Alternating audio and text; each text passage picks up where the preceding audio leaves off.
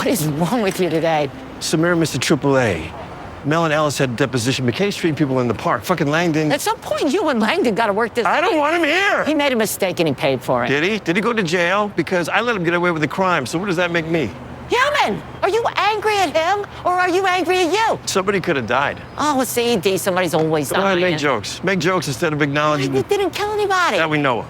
And he saved a lot of lives that we do know of. Our kids disappoint us sometimes. Langdon is not a kid. No, but he's your guy and you're taking it personally. Langdon fucked up and you think that makes you look bad, but it's on him. How am I supposed to leave this place when it's a shit show? First you can't stay, now you can't go.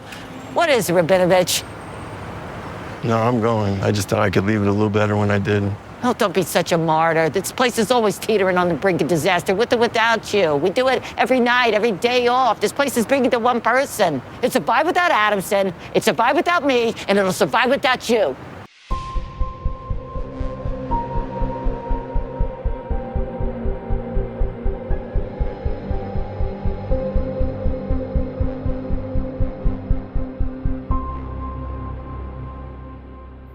Hello, all. Welcome back to What's On Tonight, a podcast with elaborate, quirky, and unpredictable conversations about TV, movies, and more. I'm Becky, and I have a super head congestion, so sorry if I sound like B. Arthur. I'm Mandy, and I just naturally sound like B. Arthur. Nothing wrong with me. That's just how God made me. And I'm Penny, and I don't have a qualifier on how I sound. Isn't she lovely? That's how you sound, Penny. Oh, Yes. Thank you. So today we are covering HBO Max's hit show, The Pitt Season 2, Episode 12, titled 6 p.m. Please note this is a spoiler-filled podcast, so if you haven't watched the episode yet and don't want to be spoiled, just come back and check us out once you're done. And before we get into episode 12, we got some really great feedback on our episode 11 coverage. Penny, you want to start us off? Sure. This came in via our What's On Tonight Facebook page, and it's from our good buddy Kelsey, who says, "Hey, lovelies, you were confused about the Roberto guy and where the baseball went. He was supporting his hurt arm with his unhurt arm, which is why they put him in the sling so he could hold the ball on the non-injured side." Gotcha. That was one of the most beautiful pieces of feedback I've ever read because I still was thinking about that. And I should have known Kelsey, my sports friend, would jump in and give us the lowdown. Yeah, I appreciate it because it kept me from having to go back and hunt for that. Yeah, I was like, I don't want to go back and watch that episode again. That was too much. These episodes are intense. They are, man. Whew, I'll break you down. All right, and via YouTube, at Psycho Jack says, haha, I have had this handle since high school circa 2003, and I feel old. My BFF and I had nicknames. Jax was short for Jacqueline, and hers was capital B, little a, capital M, which is her initials. The Psycho is because I was an angsty 2000s emos kid and thought it was edgy. Well, I think we need to do credit to that. I'm pretty sure that her friend's name was Bam. Bam, bam. Who was it that Yeah. did that? It was the Emerald Lagasse, wasn't it? It was one of the TV chefs. I think it was Emerald. Yeah, I think it was Emerald. He would say "bam" when he added spices to things. Yeah. Psycho Jacks, my initials are RAW, and I used to be a big wrestling fan, so I used to always be like, Raw is Mandy. And I always secretly say that in my head Oh, when I that's write it like out. the cutest thing you've ever told me about you. I love these podcasts where I learn about my friend of 400 years. It's very exciting. 407. All right, go ahead. Sorry. Psycho Jax goes on to say, and then in college, I majored in psychology, so it worked out, and I've kept using it. It's my @ across all the platforms and gamers tag LOL. I love that. Thank you for answering our question and how you got such a fun handle. You will never convince me now that you didn't write your own destiny and be like, well, now I've got to be a psychologist because I've got the name.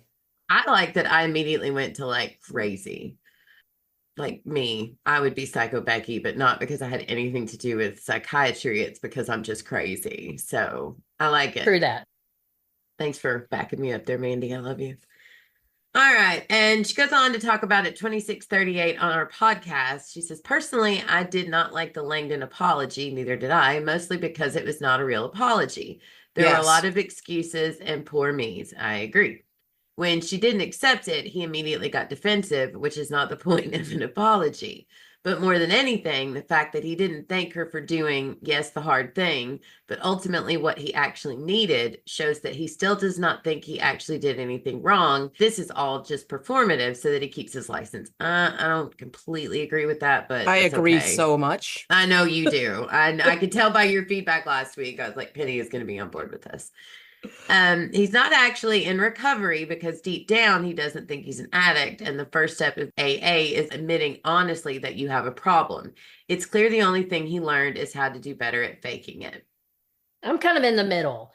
I think he's not fully on board yet with completely understanding exactly how dangerous what he did was, or taking complete responsibility for how he put people's lives at danger and what he did to Santos and all that.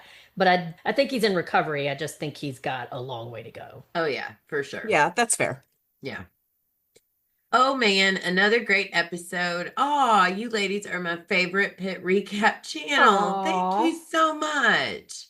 I wish I could actually talk with you guys. I love your takes and interpretations. We would have some great discussions. Keep doing what you're doing, and I'm excited to hear what you say about episode 12. And in parentheses, I just watched it with the zipper across the mouth emoji. That was awesome, Psycho Jax. Thank you. And If you get to Nashville, yeah, we would love to chat, man. That would be a lot of fun. So please keep writing in. Your feedback is amazing. and at Linda 1541. Hey, girl. Hey. Hey, girl. She says, I love your idea of Mel and Santos possibly becoming friends and watching the fireworks together. Aw, I do think the fireworks will be significant at the end. Ooh, yeah, me too, but I hope it's significant in like a, whoo, we can all relax way, and not a, oh my God, the fireworks set the hospital on fire way. I hope it's like the park last season. Yes. Yes, that would be I'm just nice. picturing the hospital in flames now. Oh my Yeah, God. like, I mean, like metaphorically, it already is. So. Right. Yeah. Yeah. Linda added on our interview with Mara Klein. Great interview, ladies. A fun watch on Amazon Prime is a documentary about actors trying to get into acting in Hollywood. They're all staying in an old hotel. There's a lot of craziness going on. It's a fun watch. It's called Camp Hollywood. It's an old show, but I know you'd love it. We'll have to check it out. Yeah, it sounds like sounds fun. good. Penny covers Still Slang, which she'll get into later, and you've heard me talk about a lot. And we're getting into the Angel episodes where they go to the hotel. Yeah, that's soon. I went ahead and watched that episode I'm coming on for to be ready, just to cook my mind a little bit. And I was like, oh, this is my favorite part. And when she said that about the Hollywood hotel, it made me think of that. Sorry. Yeah. I love that old Hollywood architecture too. It's so beautiful. It is. Thank you, Linda. And Rebecca, which I would like to say is a phenomenal name, wrote via email. Hi, Becky and Mandy. I know you've been looking for details on casting, and I was listening to a Fresh Air podcast that had Noah Wyle as a guest. It's at the 59-minute mark where he talks a bit about the casting process, calling it laborious. Perhaps you've heard it already, but if not, it might be interesting to you. Thank you for the podcast. Best, Rebecca. I have that loaded in my Spotify so that I can listen to it when I'm driving back to East Tennessee this week. So thank you for that recommendation. Yeah, I'm going to listen to it while I'm working. I'm always looking for stuff that I can have on while I'm typing away at work. So that's what I'm going to be doing this week. Awesome. And more Noah Wyle voice is never a bad thing. No, it's not bad at all. We also got a voicemail from Ginger, which is one of my favorite names because before I turned gray, was a redhead. Let's hear her thoughts. Hi, Becky and Mandy. It's Ginger here. Oh my God, the I accent. just thought I would give you some of my thoughts on what you were discussing regarding why people will have to stay late this time. My sister and I have discussed that throughout the series. Last year they had the masquerade, as you said. What's going to be the reason this year? Because they're hardly going to pull the same kind of situation. So, been discussing it the last couple of weeks. I think that we may have a combination of some people staying on late and some people leaving is my prediction. So we may get certain people that aren't there for the last couple of episodes, if they're going to be realistic about the way shifts change, and if we're not going to have another mass casualty that has all hands on deck. We already have the analog thing going on, and extra troops have been called in for that, but it surely won't be everybody that stays. That's my prediction. We have Dana, who has said she would cover until they can find somebody else to come in. Like you girls said, I hope she doesn't think she can pull another 12 or 13-hour shift. That would not be good. But she does have her excuse to be there a couple of extra hours. Got Santos, who I think her reason for being there extra will be that she's catching up on charting. I think that's probably a pretty obvious one. I feel like Dr. Al-Hashimi is getting ready to leave at the normal shift ending time, because she was asking Dana about how Robbie handles end of shift and handover. So it seems like her character is at least preparing to leave on time. Got Mel King, who did take presumably an hour off for a deposition. So I'm assuming she will work an extra hour on her shift because of that. Then we've got the still photos from this week, which by the time you hear this that episode will have aired. That's tomorrow night. The still photos show Mateo returning, which the show people had said he would return around episode 12 or 13. So we've got him coming in. As for some of the others, I feel like they might actually have some of them going home on time this time. And then we get a blend. We get the likes of Abbott and Dr. Ellis coming back in. But then we've got this Javardi surprise party that's been mentioned repeatedly near the start of the season. So I wonder if people will stay on and hang around for that. So those are my thoughts on that. I also wanted to mention that in this last episode, which you've already podcasted on, episode 11, Princess was missing for the entire episode, and that is unusual. For I don't believe they had any last season where a main character was missing for a whole episode without a reason, like we had Mel King with the deposition. But the X-ray tech was missing for that entire episode too. Oh my God. So that's all I'm going to say on that. Use your imagination. Oh, girl. Princess is up too. Those are some of my thoughts as far as how they're going to do the people staying on extra thing. I do also still feel that something really important is going to happen with baby Jane Doe, because they have never failed to mention her. She has been mentioned in every single episode, even though we haven't seen her for a couple of episodes. They make sure to make a mention of her in every episode and that she's still there. So I do feel like something important is still going to happen with that before the end of the season. Anyway, that's my thoughts, and thanks for letting me waffle on, as we would say here in Ireland. I love that so much, Ginger. Your accent is phenomenal. Yeah, and she's right, because Joy Kwan, she yeeted right out of there. Yeah, she does, but I don't, because we're going to get into that later. I can't wait to talk about that. But we already did see that Joy left. I want to tell you, though, Ginger, that your accent, your tonality, all of it sounds like my friend Karen, who's Irish, who is the one that taught me what "see you next Tuesday" meant in abbreviation. Anyway, one night we're having people over, but we had gone to bed because we were at our in-laws. They're still up partying, and Eric and my husband, are in the other room, and I can hear her in there because somebody was coming late, and she's going, "Oh, she's a see you next Tuesday." Was deeply confusing because I'd never heard that at the time. It was one of the great cuss words of my life that I have acquired now. So That's funny. Go Irish.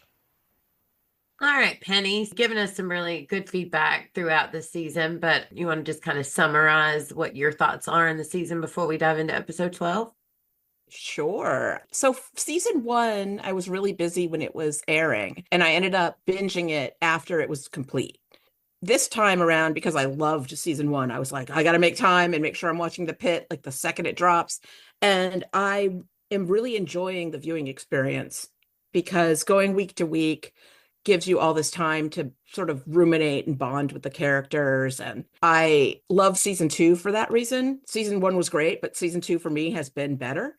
and identify so strongly with some of these characters that sometimes the viewing experience for me is like an emotional catharsis.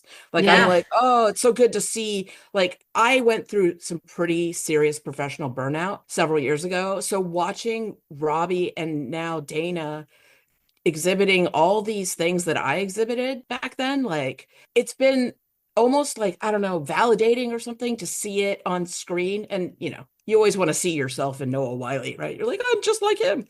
It's been really, I love the show. I love it. I've been talking to everybody about it. Like everywhere I go, sometime I'm like, hey, are you watching The Pitt? Like I bring it up constantly. There's so many people who are like, I know, I'll get to it. I know, because they're just like tired of having me talk about it. I had this one really funny interaction with one of my best friends. He's texting me and he was like, I don't know about The Pit season 2. And I was like, why? What? You know what? And he's like, I don't, just last night's episode, it just ended. It just ended with this huge cliffhanger. And now we have to wait for season 3. And I was like, no, there's 3 more episodes in the season, man. And he was like, oh. That's hilarious. It was I told really Penny funny. I saw other people saying that online too, which cracked me up. Yeah, I was like, no, there's more episodes, and he was like, oh, he's like, I binged season 1, and I thought I was done, and I was like, yeah, okay. He's all in too. He loves it. He's That's like, thank you great. for pushing me to watch this show. Well, good. Tell him to check out our pod and send us some feedback. Yeah, I will. And a huge thank you, Penny, for joining us for this episode. We have been very, very excited to talk to you about it. I'm so excited to talk about it. As you can tell, I've been talking to everybody about it. So it's good to have some people who are equally invested. Sweet. Well, thank you all so much for the feedback. As we said last week, this has become our favorite part, is hearing what y'all think about our discussions on the episode. So please keep doing that. It's a lot of fun. So let's head on to episode 12 now. This episode was written by Danny Hogan and R. Scott Gemmell and directed by Amanda Marsalis. The synopsis for this episode: Dana saves Emma from an attacker, possibly by illegal means. Al-Hashemi witnesses a shocking exchange between Langdon and Santos. Robbie delays leaving for his sabbatical until Duke's CT results return. Mohan and Mel treat an elderly couple after an accident. The Pit prepares to go back online, and diabetic patient Orlando is back in the pit. Oh my gosh. This episode, man. For it to be a slower episode, I feel like so much happened. So just a couple of main points and then the rest are chart notes. But the first main point I have here is Mom and Dad are mad. This whole progression with Dana and Robbie throughout the episode was some of the best writing and acting I think I've ever seen in a television show. And I would like to take some time to discuss that with y'all and get your thoughts on it as it progressed. So we'll just start with where we picked up from the last episode, and that's Emma in a headlock, and Dana, man, Mama Bear came No out, hesitation, not full one. force. Yeah. And I appreciate that they didn't actually show us what was happening in the room. They did it from Robbie's perspective instead of showing it from Dana's perspective, which I liked, because that leaves that question of, well, what really did happen? Did she do something she wasn't supposed to do? Which I don't care if she did or not. She did what she needed to do, and I'm here for it. And then just that nasty mark on Emma's neck broke my heart. And then we get into Dana versus Robbie round 1. And Robbie is questioning her. He's not dumb. He knows she did something she wasn't supposed to, but she gives 0 fucks of what he thinks. And she told him a story that she was on her way to waste the Versed, and that's not really what happened. And I thought it was really sad and sweet also when Robbie was asking them both what happened. And it's like, I don't know, man, I was in a headlock. I didn't see. Yeah. She's not going to rat out Dana. No, And I Dana love that. maybe saved her life, For sure. She for sure did. Yeah.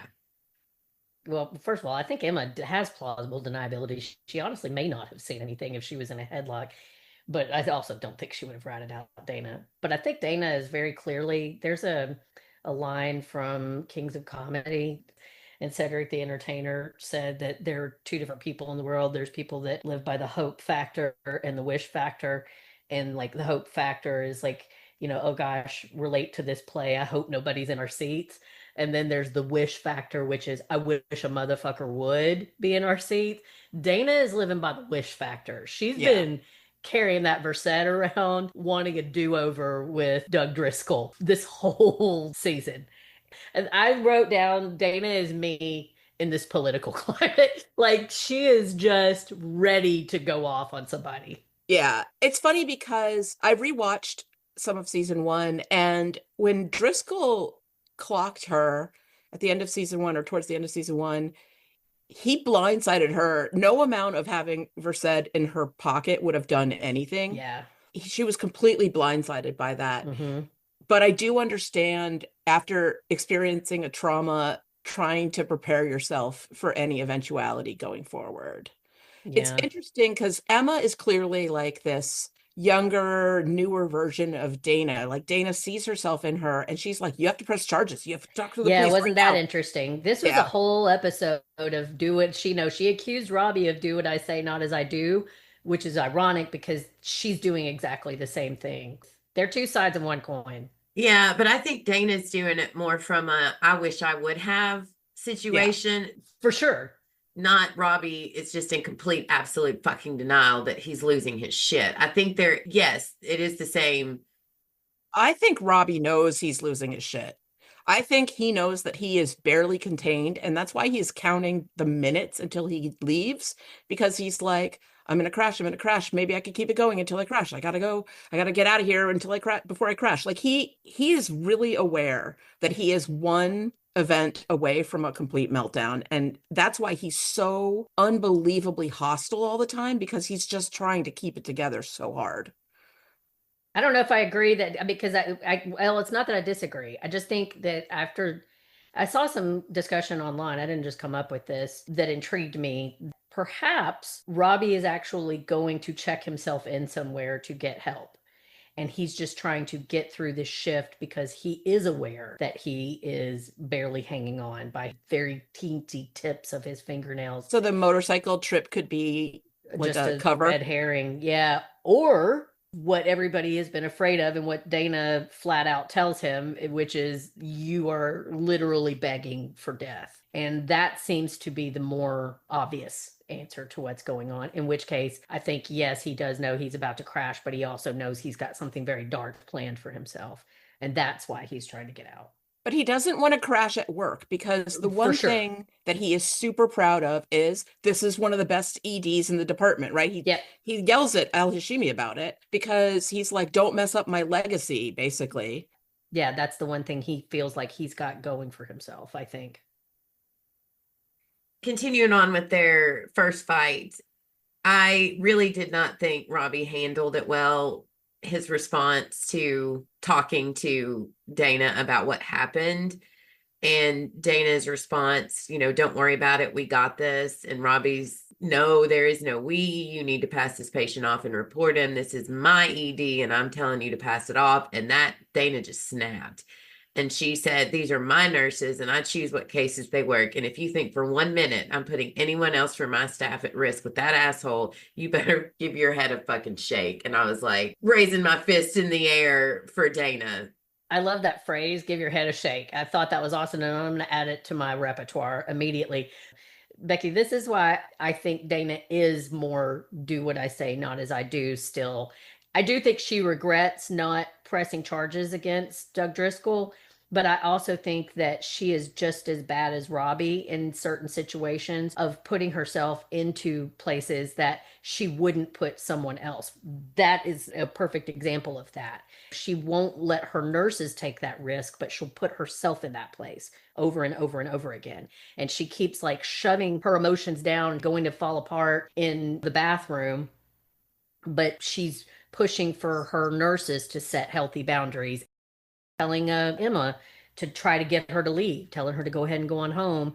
And meanwhile, she's picking up extra hours so that, what's the night shift nurse? Lena. So that Lena can go home. So she's not taking good care of herself either. I kind of disagree, because we know after last season, Dana took like a 9-month sabbatical. She took time off.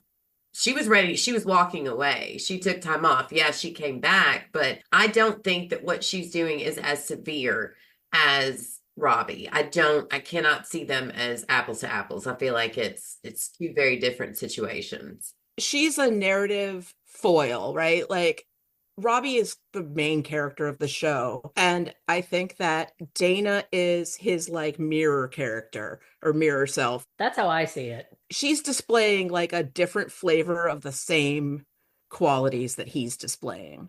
And it's so that we have a comparison for these two important characters. Like, I think Dana, it feels like to me, is more self-aware that she has unhealthy habits than Robbie is. I see like her not smoking the cigarettes as a metaphor. The beginning of this season, Dana is just carrying around the unlit cigarette, and you see she's trying to do the gum and all of that. And by episode 11 or 12 or whatever, she's out there smoking in the ambulance bay again. So she took that time off, but I'm just not sure that it gave her as many. I don't think she's as on the edge as Robbie is, but I don't think that it would take a whole lot to get her there either. Yeah. To me, she seems like she has a little bit more self-awareness, but they just seem like two sides of the same coin to me. I think so. And I think Robbie also suffers a little bit from he has been one of the smartest people in every room he's been in his whole life, right? Mm-hmm. This is a guy who got really good grades in school. He was probably the captain of some kind of sports team. He probably got into a really good college. Like he has always been able to handle everything that came at him. And he sort of assumes that he also is on top of this. Yeah. And he thinks I'm smart enough to work this out on my own. I don't need help.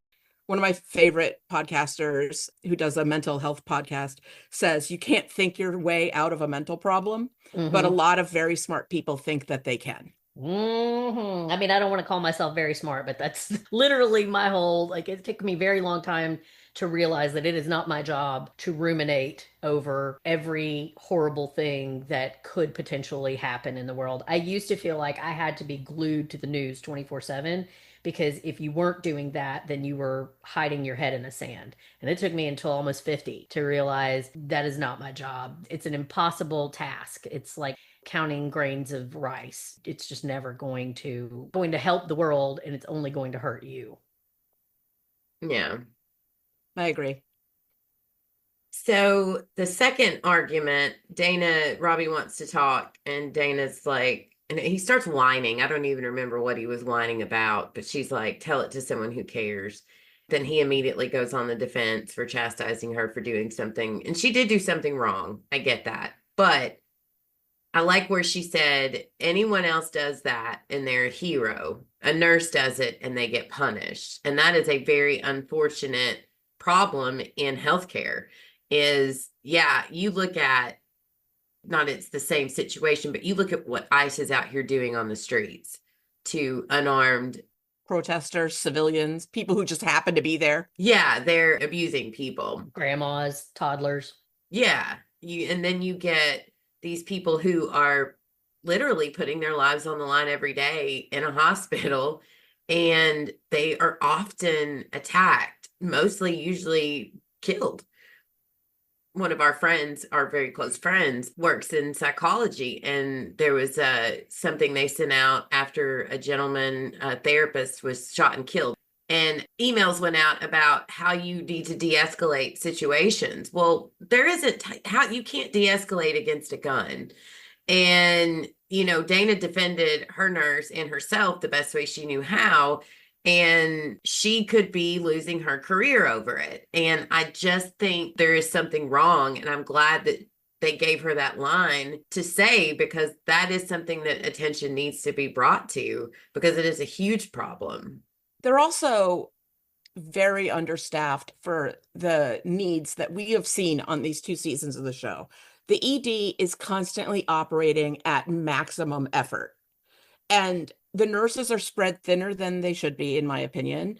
And it means that first day on the job, Nurse Emma was alone in a room with someone who was known to be violent. And that's not how that should have been. Yeah. Straight up dropped the ball on that one. I honestly, this is why I shouldn't be in healthcare. I saw some chatter again about this online with people saying, that Dana was in the wrong and that what she did was unethical. Screw it. I see nothing wrong with it. Frankly, I think they should have. We want to give guns to teachers in the classroom, but we don't want this woman to have a way to protect herself when she's got to be alone with sometimes violent, out of control people. Screw that. Yeah. Like, I have so she no elbowed problem him with in what the she did. nose. Like, he had it coming.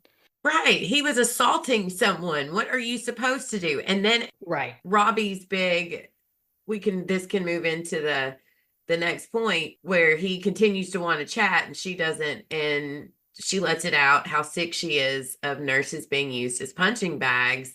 Jesse's been arrested, and I wrote here in my notes, it's 1999 again.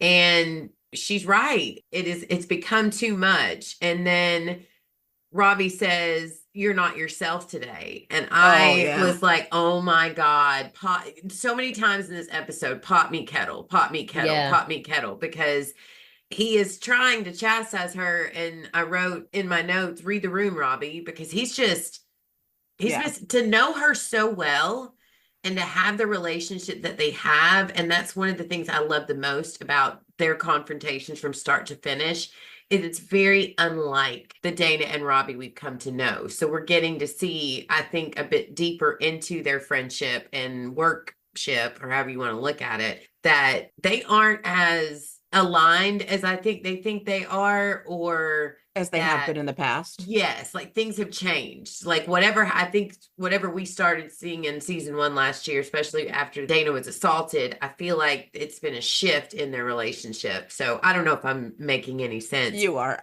I think the content of the things that Robbie was trying to say are, for the most part, correct. Like, her having that syringe in her pocket could cost her job. They are going to face some kind of, who knows, everything ranging Questions. from like a lawsuit to just questions, harassment, bureaucratic nightmare, whatever, as a result of this event. He's right about all that stuff. But his delivery, because he is constantly on the edge of a complete meltdown, is abysmal. And Right. he also went after her when she was still in the full heat of emotion about what just happened. Well, it's just the hypocrisy. It's right message, wrong messenger. I said it last week. Robbie is the diction. If you look up the phrase, "it's not what you say, it's how you say it," in the dictionary, Robbie's head is right there, because he does have good sage advice often for his staff and these students, but the way he comes out with it is bullshit. And we'll get to that later when we get into Mohan. Oh, yeah. I do want to give a shout out to Virginia, who wrote in last week and pointed out the name of the place of where Robbie's going, and they brought it up in this episode. And so I just wanted to give her a shout out. What is the actual name? Because Dana said like a close name, like Smash Me in the Head. It's Buffalo Head Smashed in State Park. I think that's right, Mandy. What an intense name. Yeah, it's Buffalo Head Smashed in Jump in Alberta, Canada. One of the overarching themes of this season is just about how the horrible infrastructure of our healthcare system is what is slowly destroying these doctors' mental health. And you mentioned, Penny, the short-staffed part of it. And later on, we're going to get in talking about, I think Whitaker talking about the closing of the rural hospitals. This is all about the fact that our healthcare system is being run to maximize profits for already incredibly wealthy people. Yeah. That is the primary function of our healthcare system, has gone from providing the best healthcare and keeping our population as healthy as possible, which makes financial and quality of life sense for everyone in the long run, for the most people, to it being about making a very small handful of people incrementally wealthier at the expense of thousands of healthcare professionals and patients. Yep. Yeah. It's become about money, and it stopped becoming about making sure people are healthy, both mentally and physically, be it in the caregiver role or in the person receiving care. It's bullshit. Yeah. I again go back to these people, and I've seen a lot of this online, who are like, why does the Pitt have to make a political point? And they'll pull out one particular thing and be like, why'd they have to go here and make Right. it political? And I'm like, the entire show is political. Almost every storyline is political. Because it's a lot about what you're just saying. The healthcare system is messed up from top to bottom. There's so many problems with the way that healthcare is delivered, the profit motive, the understaffing, this who deserves care and who doesn't deserve care, as if that matters. Like, there's so many Right. things. And the incremental parts about it, like about how insurance isn't available, and like the poor guy that we see at the end of the episode who like was too afraid to run up more debt to get proper care. Yeah. Healthcare is I think their primary motivation is to advocate for healthcare workers in this country. But in the process of that, you have to expose how all of the rot in our society comes to play in what is making the healthcare crisis in America worse. Yeah. Yeah. The closure of the rural hospitals is heartbreaking.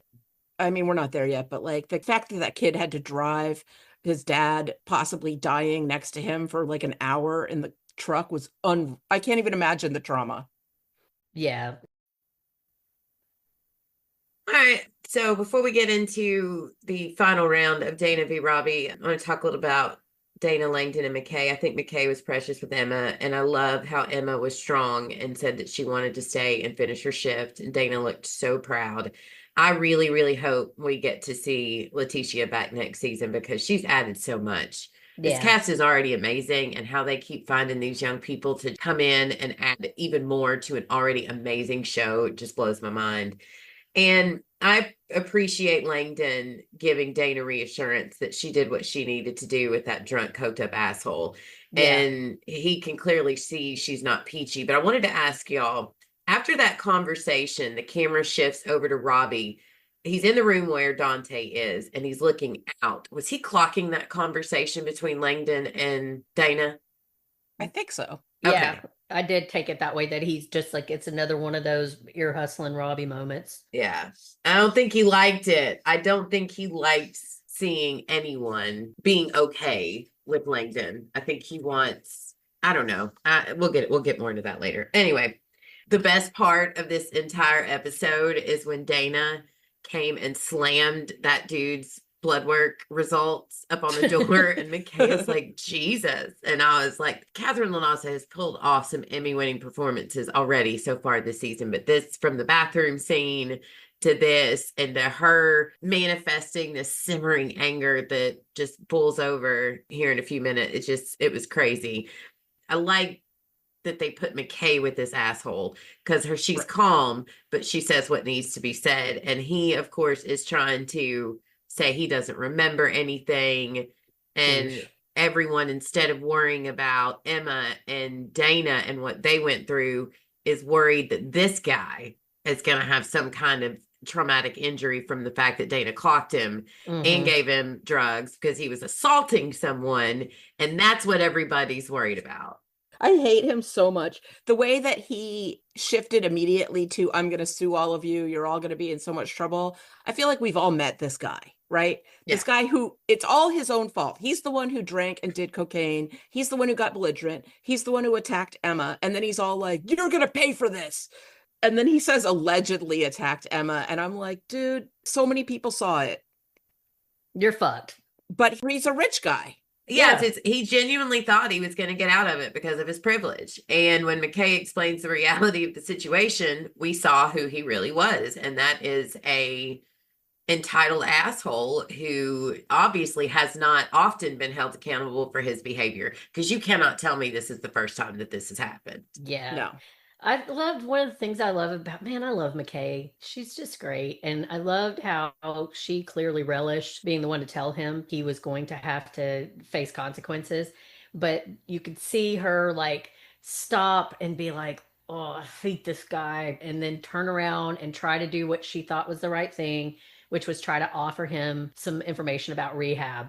And he, of course, just threw it back in her face. But it just speaks so much to her character. And what's her, Fiona Dorff's, as an actress, just like her facial expressions that just said like, fuck this guy, I'm done. But then just like stopping herself and being like, shit. I'm a doctor and I have to do the right thing and at least try to tell this dickhead he can get some rehab help. She just said to Ogilvy, was it last episode or 2 episodes ago? Like, it's our job to heal, not to judge. And Yeah. I felt like her own words were in her head in that moment. Yeah. Yeah. Yeah, she's amazing. I love her. She is. All right, so round 4, Dana is outside and Robbie comes out there to find her. And I really thought this was more great writing and acting. So he's continuing to lecture Dana about how she could lose her license. And he did accurately call out that she's been carrying that around in case Doug Driscoll ever came back. And she's justifying it by saying she did what she had to do. And thanks to that, now a nurse gets to go home. And she'll have McKay sign the order. And I love that Robbie said, I'll sign it. I'll sign another one for you to have when I'm gone. He's not against nurse safety, but he says he's looking out for her because she's supposed to be the person holding the ED together while he's gone. And I was like, oh, no, no, no, no. That was bad. And I liked the conversation that led to, where he shows his arrogance twice in this episode. He shows it here with her. And then he's once again saying, he starts this shit with Langdon again. And Dana's like, what is your problem? And he starts listing all the things that have gone wrong in the shift. And when he gets to Langdon, I put here in my notes, that's when the fireworks start. She has had it up to so far above her head with Langdon, not Langdon as Langdon, the doctor, Robbie towards Langdon. And she's right. He's got to figure it out. And Robbie finally lets it out that he doesn't want, he let Langdon get away with the crime and he's not feeling good about that. And I love that Dana, he's like, what does that say about me? And she's like, it means you're human. You cared about him and you wanted to help him and you did it the best way you know how. But it all kept circling back to his arrogance. This is about Robbie. Robbie doesn't seem to, in my opinion, give a shit how Langdon's rehab is going. He does not give, it's like a switch flipped. And it's like he went from caring about Langdon and trying to help him to, well, now that Langdon's here and he has to face the fact that maybe he didn't, I don't know. It was very, I don't know. It just seemed like it's not about anybody else. And Dana tells him he's acting like a martyr. And I loved her smackdown when she says, this place survived without Adamson and it will survive without me or you. And then she's gone. Yeah, mic drop moment for Dana. So I'm going to let you go, Penny, because I don't want to, because I'm going to tag in when you're done. I think that Robbie gave up on Langdon last season when he was like, leave, go home, like then get out of here. It's like with Santos, if you wanted him to get arrested, why the fuck didn't you do that?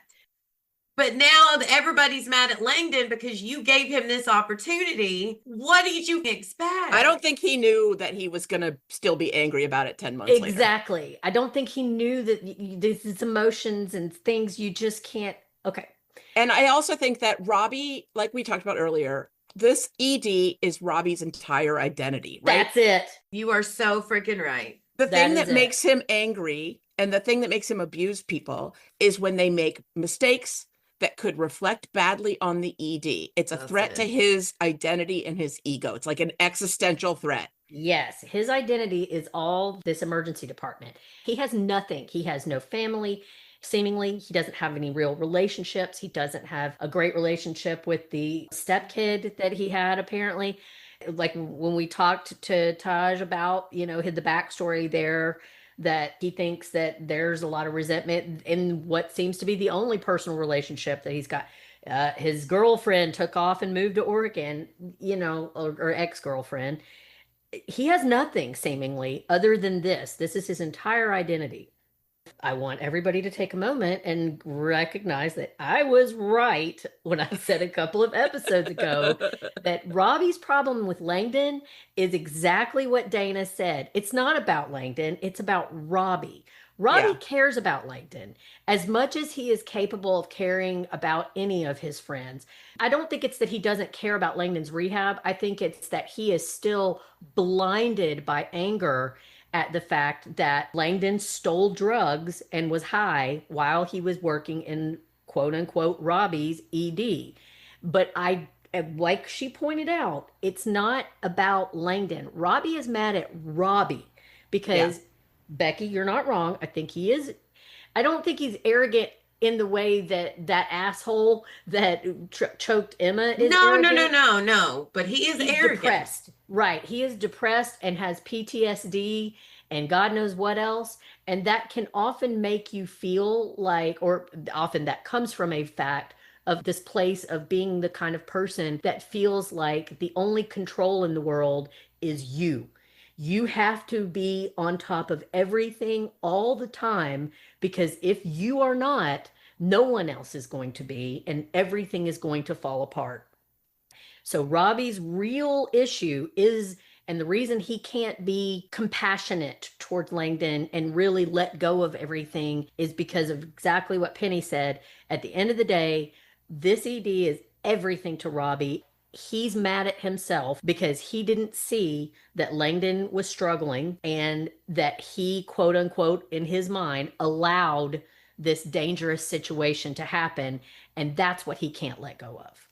I think also Langdon was the golden boy, right? Yeah. He and Dana were the two people at the beginning of season 1 that Robbie relied on Yeah. and was like, these are my lieutenants. These are people that I trust. And the trust was destroyed with Langdon, and he has not landed on another person. You know, he's very friendly with Whitaker and clearly likes him. You know, he's got other people that he's like sort of grooming to be his lieutenant, but I don't think he has another person that he can rely on and feel comfortable relying on like he used to rely on the both of them. Yeah. Yeah. Excellent points, ladies. Excellent. Well, let's move into another reason why I wanted to kick Robbie in the butt. So him and Dr. Al Hashimi is still rocking my world this season. And she pulls Robbie aside and says she's going to recommend that the emergency department have 2 attendings on shift from now on. And she is not wrong because, as we are seeing with Robbie, this is too much for one person to handle. Yeah. And we notice that the night shift has both Dr. Shin and Dr. Abbott. So why don't they do that for the day shift? So she's because Robbie doesn't want to share control. He's right. Yeah. He would maybe share with Abbott. Like he trusts Abbott. I don't think he would like sharing. Yeah. I'm really like getting anxious about what is going to be the big reveal about what's going on truly with Robbie. Because I think what keeps getting hammered home is that, yes, whatever he's got going on, he needs to feel like the ED is going to be okay. But like Dana said, this place is going to keep turning without me, without you, without Dr. Adamson. Dr. Adamson. I almost was like, oh, Dana, because part of me thinks this belief he has that he has to oversee one more case, one more patient, one more crisis is the only thing keeping Robbie from realizing he has nothing else. Yeah. It's what he's living for. And it's what he's living for and what's killing him. Yeah, exactly. It's both, right? It's keeping him alive, but it's also killing him, and it's not sustainable, which is what we're seeing. Yeah, and he's not doing anybody any favors. Mm-mm. He is a great attending. He is a great teacher. He's a great doctor. But we've all learned you cannot help anybody else unless you are in a good place mentally and okay with yourself. Obviously, as we've been having in this discussion, Robbie is not there. So his mental health, we can see, is tanked.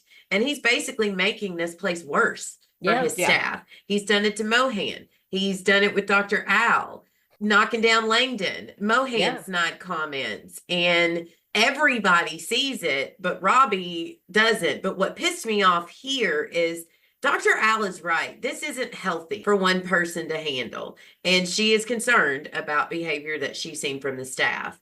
And Robbie outs Langdon. I thought Dr. Al learned last week what Langdon did was stealing drugs. But no, she had no idea. She just knew there was tension between Santos. And Robbie fucked up because he straight up outed Langdon, which, well, when we get into Langdon's point, is not a great thing for him, it seems. And Robbie backpedaled. He tries to rephrase it by saying Santos reported him for using drugs. but the damage was already done. And then instead of, let me think about this when we get back or something, what does he do? He's like, again, arrogance. This place is amazing. It's because I made it this way, and don't fuck it up while I'm gone. Yeah. That's all he's got. Yeah. Because that literally is all he's got.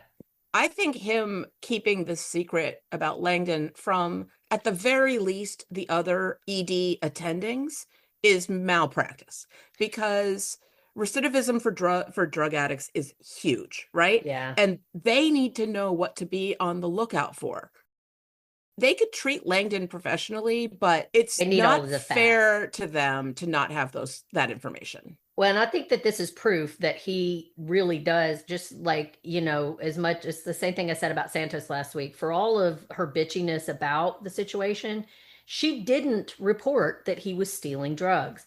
And I think that same thing with Robbie, whatever his attitude towards Langdon is, he clearly still cares about him because he didn't report the theft of the drugs. And that is what shocked the shit out of Al-Hashimi. Yeah. She was already aware, I think, that he had come from rehab, and she was okay with that. It was the stealing of the drug that now has made her freaked out about Langdon, because that is the big problem there. Yeah. Because like what Penny just pointed out, if he had progressed to the point where he was stealing drugs from patients, and this is literally what he's doing all day long, is dispensing drugs that could be a temptation, like that's a whole nother ballgame. Yeah. And she deserves to know. If Robbie's like, don't mess up my ED, but there's secrets in here that I'm not going to tell you. Like, it's just not fair. Yeah. It's not sustainable. No. Yeah. And then let's say he does it again. Let's say Langdon falls down from his rehab, which a lot of people online are predicting is going to happen like already this season, and steals from the ED again. And this time it's Dr. Al-Hashimi who catches him, or Dr. Shen, Dr. Abbott, whatever. And then it comes out that he did it before and Robbie never told anyone. Robbie will lose his job. Right. And I would have probably made the same choice Robbie did. 100%. I'm not a narc, but... Yeah, exactly. This is another reason I should not be in healthcare. I probably would have asked him to find another job, though. Yeah. I think I would have been like, listen, I'm not going to turn you into the police, but you need to find another. Right. I just can't move past this or whatever. I'll never trust you again. So yeah, but that would take a much more emotionally aware person than Robbie. It's so funny because Langdon showing up that day seemed like it was a surprise to everyone. It was. And I'm like, wouldn't Robbie know who was going to be there? Yeah. That was explained. Langdon was due back the following day, which is Okay. why Robbie scheduled his sabbatical leave for this He thought he'd shift. be gone. But because some doctors Avoidance. called out, they called Langdon and asked him if he could come in and work the shift. That's why Langdon's there. That makes Robbie sense. was not planning on being there when Langdon got back. He was going to be gone for 3 months, and then That's I very guess mature, deal with it when Robbie. he gets back. I mean, the guy's the walking poster child for mental health. He's great. Right. Right. I mean, when your motorcycle repairman realizes that you can't leave this place, it's this weird, if you feel like you don't leave now, that you're not going to leave. But I don't think Robbie wants to leave. Duke made a comment that he feels like he's being held hostage, and Robbie's offhandedly, as he's leaving the room, says, well, how do you think I feel? And I'm like, you are not a hostage, Robbie. You're holding yourself hostage. Exactly. Yeah. You're the only one. Like Dr. Al goes to tell him, hey, we're all good. The online's coming back up. And Yeah, she says, you're clear. you're All for set. You takeoff." can take off. Yeah. And he's like, I can't go yet. Because I think this is why I kind of feel like he has some bad intentions towards himself. Part of him wants to be better. And I think that he's got this plan, but whatever it is, he doesn't really deep down want to do this thing. And the ED is the only thing keeping him alive. It's the only thing that he's got in his life, period. And Yeah. so I think part of him is trying to delay this because he doesn't really want to do whatever this awful thing is that he potentially has planned for himself. Or he just doesn't want to go be by himself for 3 months and have to sit in this shit. I started thinking a lot about it last night, that reading a lot of theories online about passive suicidal ideation with Robbie. The more we talk today, it confirms my thought on last night. I don't necessarily think anymore that Robbie is going to go purposely or passively, purposely off himself. I just don't think he wants to go. I don't think Robbie can be by himself. No, Yeah, for sure. That's I don't what I that. think is freaking him out right now, is that if he walks out that door, he's going to have to be by himself. Because you notice he makes that comment to Santos that they all need to go see a trauma specialist. Pot, Yeah. kettle. all the Yeah. time. I think a lot about in the first episode of season 1, Langdon is like, what's the next thing? Or something like that. And one of the nurses calls him an adrenaline junkie. And he's like, yeah, that's why we work in the ER when we have ADHD, because anything else would be boring. But it's also an environment where you don't have to think about yourself much at all, because there's always something external going on Yep. Right. that you could focus on. And I think you're right, Becky, that he doesn't want to be alone with his thoughts. Yeah. But he planned this trip being like, what I need is some serenity. But it's not. What he needs is intensive psychotherapy. But Right. Yeah. He needs a 72-hour involuntary cycle. I Yeah. stand by that. Well, the reason, and I think that you absolutely could be right, Becky, it could just be that he doesn't have a hard and fast plan put together, but it is just that idea of really truly being alone for 3 months. It could still go that way. The reason that I lean more towards the idea that he has something planned is that over the last couple of episodes, I'm paying very close attention to his interactions with staff as he is preparing to quote unquote say goodbye. And there seems to be more than just a road trip planned in some of the things that he is imparting to people. I mean, he's not like handing out his Letterman jacket or anything like that, but he seems to be saying permanent goodbyes to some of he these did people. sort of give his apartment to Whitaker. Right. I just think a lot of that is red herrings. It could be. The further we get into the season, the more who knows with this show, you genuinely I don't could know see it what's going going to either way. happen. Yeah, I think we're all could be going down the right track, and that's just one of the great things about the show is you genuinely don't know what's going to happen next. But I Yeah, we really really don't know. liked McKay's speech to him, and excellent delivery by Fiona Dorff. I'm going to read it. In a previous life, I had a lot of friends who liked to see how close the edge was, as if it was a challenge they were called to meet. Trouble is, they all inevitably found it. And you could tell Robbie knew where she was going, but as he does with every interaction that he had where somebody's actually calling him out and trying to make him face that something isn't right, he blows it off and moves on. So I liked it. I liked that whole Robbie Dana thing and how it trickled out into everybody else. Not liked it as in it was a pleasant thing to watch, but it was very great television. Yeah, and I know we're going to get into the Santos, Langdon, Robbie conversation later, but I think just because we're talking about where Robbie's head is at, this is a good place to talk about their interaction where he is talking about the kid with the try to blow himself up and says Amor Fati, and then she comes back with Memento Mori. I just think that this is more, to my mind, more proof that Robbie has moved into active suicidal behavior, because Amor Fati is the love of fate. It is a Stoic principle that fate is going to be what it's going to be, and that you should just embrace your fate because you can't fight against it. But when Santos says more like memento mori, because this guy literally almost killed himself, memento mori is another Stoic principle, which means remember you will die. And it is more about not just accepting fate, but dwelling heavily on the fact that you are destined for death and that that is, in fact, your fate. So when Robbie says tomato, tomato, to me, that was another clue that Robbie has moved. His mindset is it's all shit. It's all going to end in death anyway. I'm tired of fighting. I'm ready, that is my fate. My fate is death. I have interpreted memento mori and the concept of remember that you're going to die as live in the moment and make the most of it and make decisions because we are mortal and our time is limited. But I think you're right that he interprets it as death is inevitable.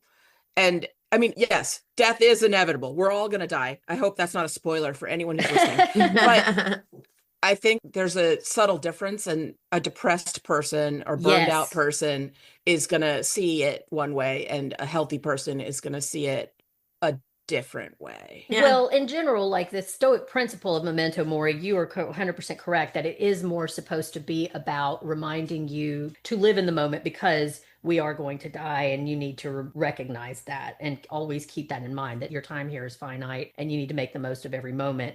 But because he literally made that connection between fate is death and said tomato, tomato, I think he was cryptically playing on words there. Yeah. This is getting me. Like this storyline is getting me because as somebody who's had depression most of my life, and again, it's why I could be projected. Becky, you could be 100% right. I could absolutely see it going the other way that he doesn't have a bad plan. But Robbie's mindset very much reminds me of myself, this in just how I can get when I'm in a dark place. Since I was 6 years old, there's not been a day that goes by that I don't spend a good portion of the day thinking about death and the fact that I'm going to die someday and what a fucking bummer that is. I have never been actively suicidal in my life. The difference between me and Robbie is it's always pissed me off. I don't want to die ever. And it's depressing as shit to me that I have to one day. But sometimes it's like, I don't know if you guys are fans of Hamilton, the musical, but there's a line in Hamilton where he says, it's basically something about the fact that he thinks about death so often that it's almost like his own death is a memory to him.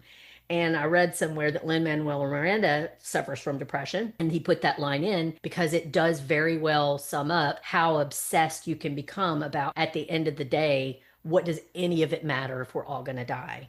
And I feel like that line between him and Santos was really brilliant writing, and it was deep, and it said a lot about where Robbie is at. And that ED is, again, both what is keeping him going, but it is also what is killing him. Yeah. Yeah. All right. Anything else on that before we move into chart notes? Nope. All right. Let's start off with Sweet Mohan. I loved her with Frida and Ed, and shout out to the amazing Dan Florek. I remember him best from Law and Order SVU. Yes. Yeah, it was good to see him again. I know, I just saw his funeral at the beginning of this last season, so I was so happy to see him. I was worried. It's like Louis, he's alive and well. Yes. Yeah. Yeah. He did a great job too. So good. And I love their daughter. Oh, she was in so good. Glow. Did you guys watch Gorgeous Ladies of I Wrestling? love Glow. Yeah. She was awesome in that. She was great. And it took me a while to place her. I was like, I know this face. Where do I know me her too. from? Yeah. Same. I had to look it up on IMDb. I was like, oh my God, Glow. Yeah, just amazing.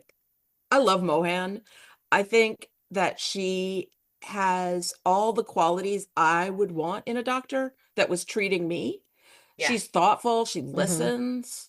You know, Al Hashimi said essentially the same thing to her about you should consider a geriatric specialty.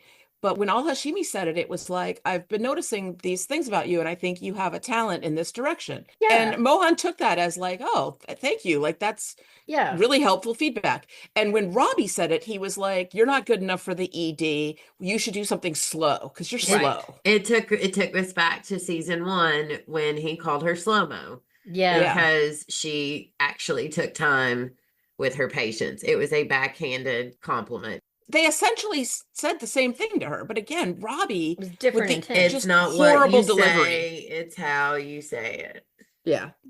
Well, and it's also just a different philosophy. Like, I think that Al Hashimi's point was we could use someone like you in this ED. Yes. Because it's not as if elderly people aren't a huge segment of our society who need care in the ED.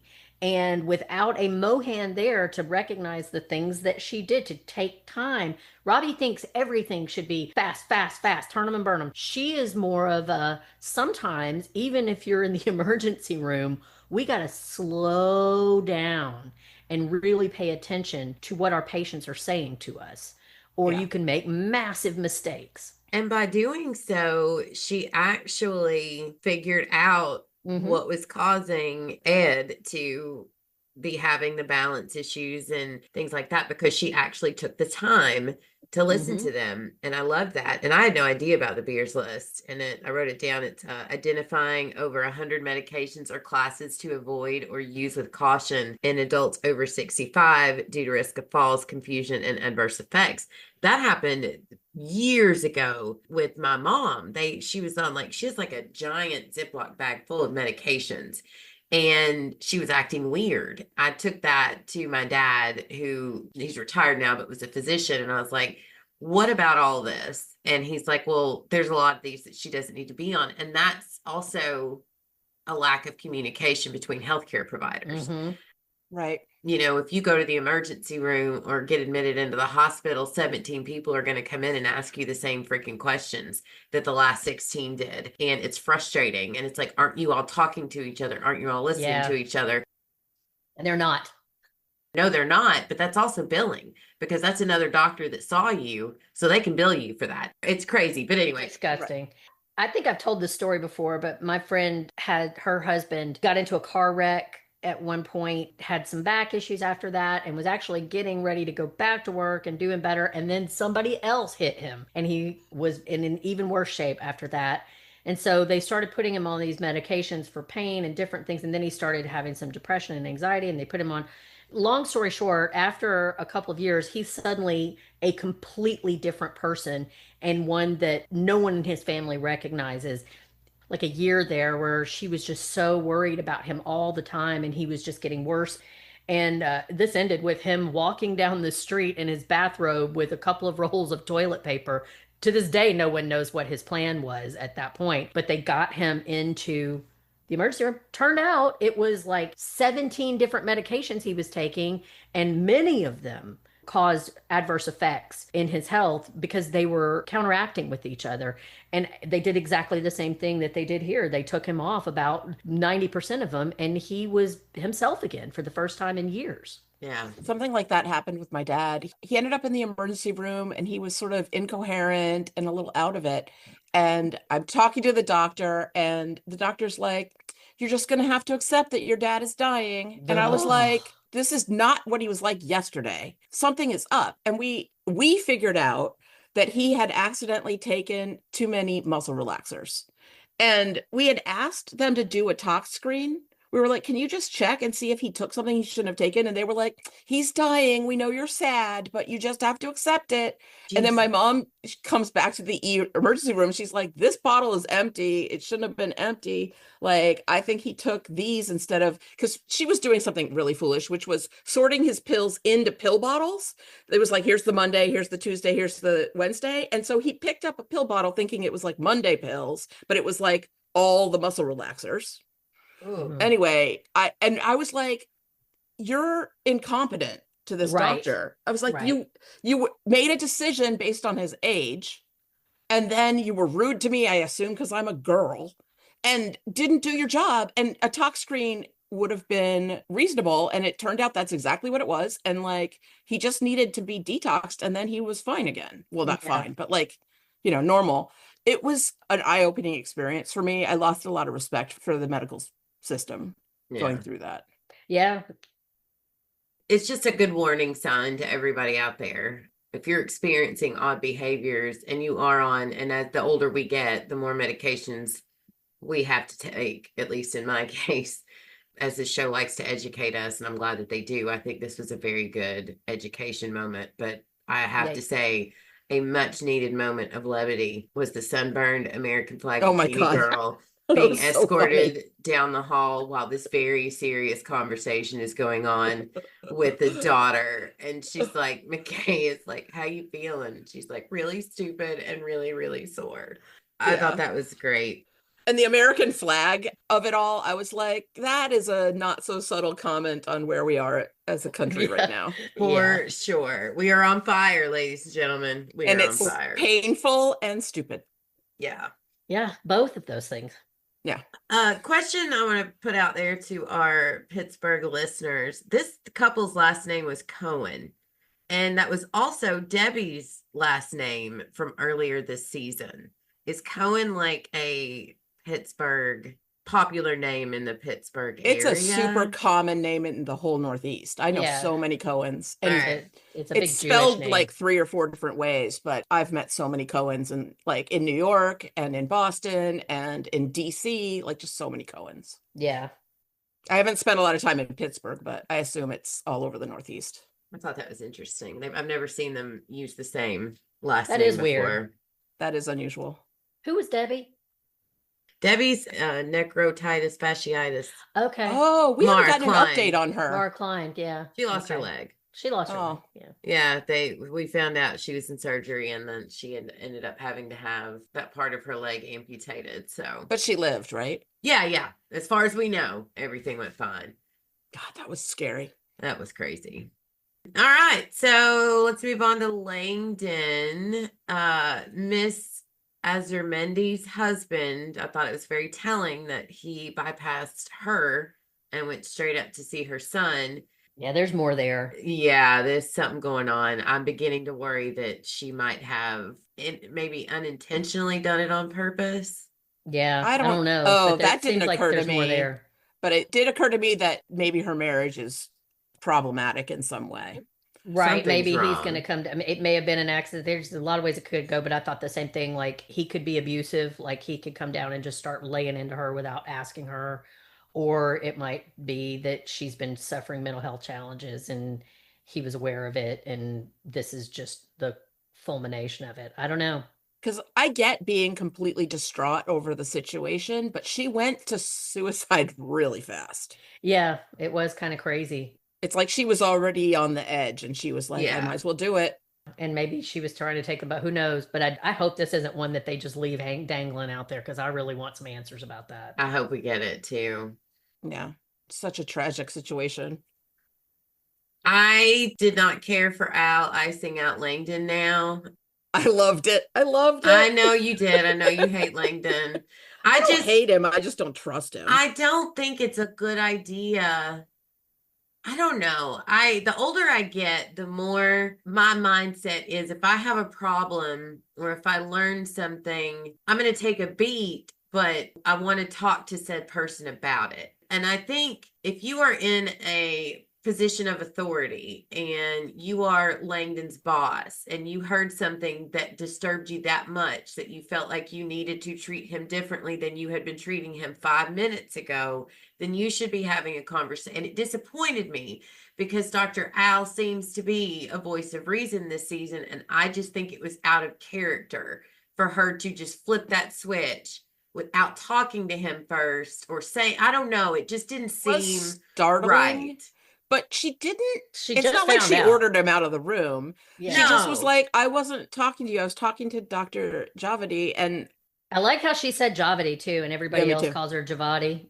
yeah, I was like, ooh, is that how it's correctly pronounced? I didn't know that. Well, yeah, I don't know.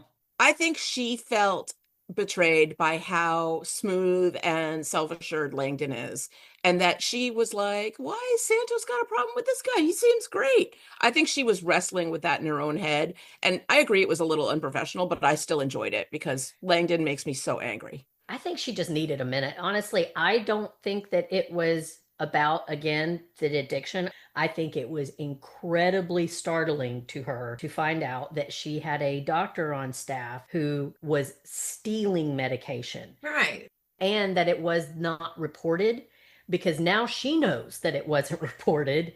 And I think that especially for a rule follower like Dr. Al, I think it threw her off her game for a minute. Like, this is big. It should have been handled completely differently, but it wasn't. And now I have to go work with this guy that I don't know past today. And I accept that I now know that he stole drugs from patients. And that is a liability that can blow back on her. I mean, yeah, she was a little short with him. Well, she was not a little short. Every time he opened his mouth, she was shutting him down or disagreeing with his diagnosis when the previous hours before said multiple times in our episodes, I love those two being paired together because of the way they work together. It was Yeah. a drastic, and I get where you're coming from, But again, you are a person of authority. Because Whitaker caught that. Whitaker straight up clocked that whole thing. Yeah, he did. So she's doing what Robbie's doing.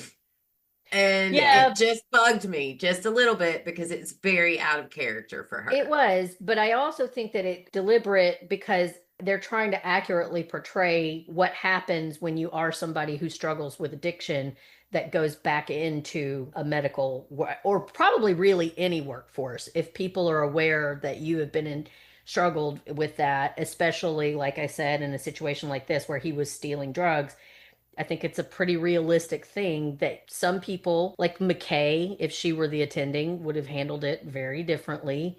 But I think it's pretty realistic that a lot of people whose professional reputations also rest on you performing your job well and ethically and unimpaired might turn a weird, like a jaundiced eye towards you for a minute. It was you're right. She was shutting him down repeatedly after that. I guess I'm just giving her a minute because she just found out. Yeah, that's fair. And it clearly rocked her. And it was like, in like Spike Lee movies when a character has like a realization and they do that zooming dolly shot where the camera comes in and the background changes. I felt like it was one of those moments for her where she was like thinking back over all of her interactions with Langdon and being like, I don't know this person at all. He's a facade. I don't trust him. And then she's in that room with him and she's like, I don't want to hear from you. I don't think it's going to last forever. I think she's a person who likes to be direct with people. But in that moment, I don't blame her. But I don't know, Penny. I don't lean as far towards she just is like mad at. I think it really, truly, in my mind, it just seemed like it was more about the theft. And she now is like, it's making her question her own gut. She's kind of having the same reaction that Robbie did when he realized that he didn't truly know what Langdon was capable of. She thought she had a bead on him, and now she's like, she accepted that he was an addict, but he had gone to rehab and done all the things and was working the steps. But now she finds out that there's this whole extra layer that could potentially blow up her career, and that's shocked the shit out of her. She's lost the trust that she I agree with her because he's not trustworthy. He betrayed everybody in that department.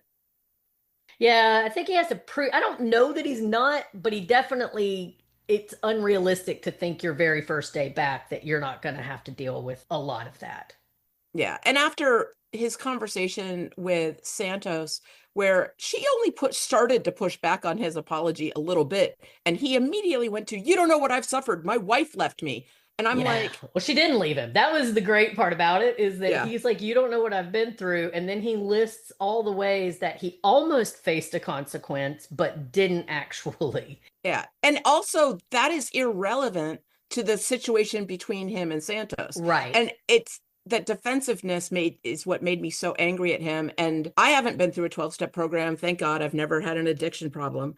But I do know that part of that process is facing exactly what you did. And I don't see that with him and Santos because he's like, I know I was an asshole. I know you don't like me.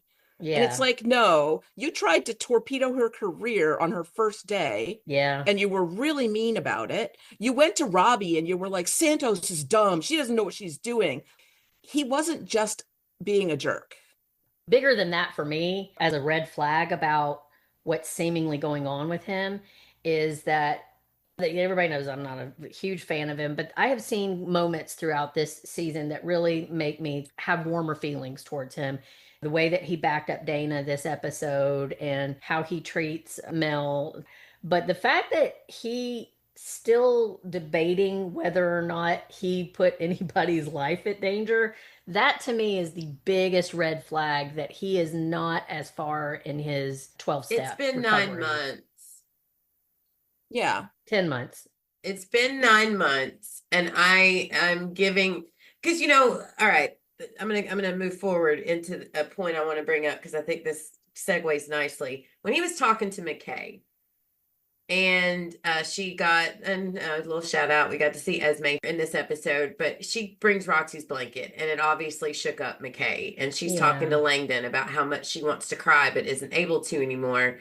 And how she's turned off all of her feelings for so long she isn't sure she can turn them back on. And Langdon's response to her comment is this is what happens when you work here.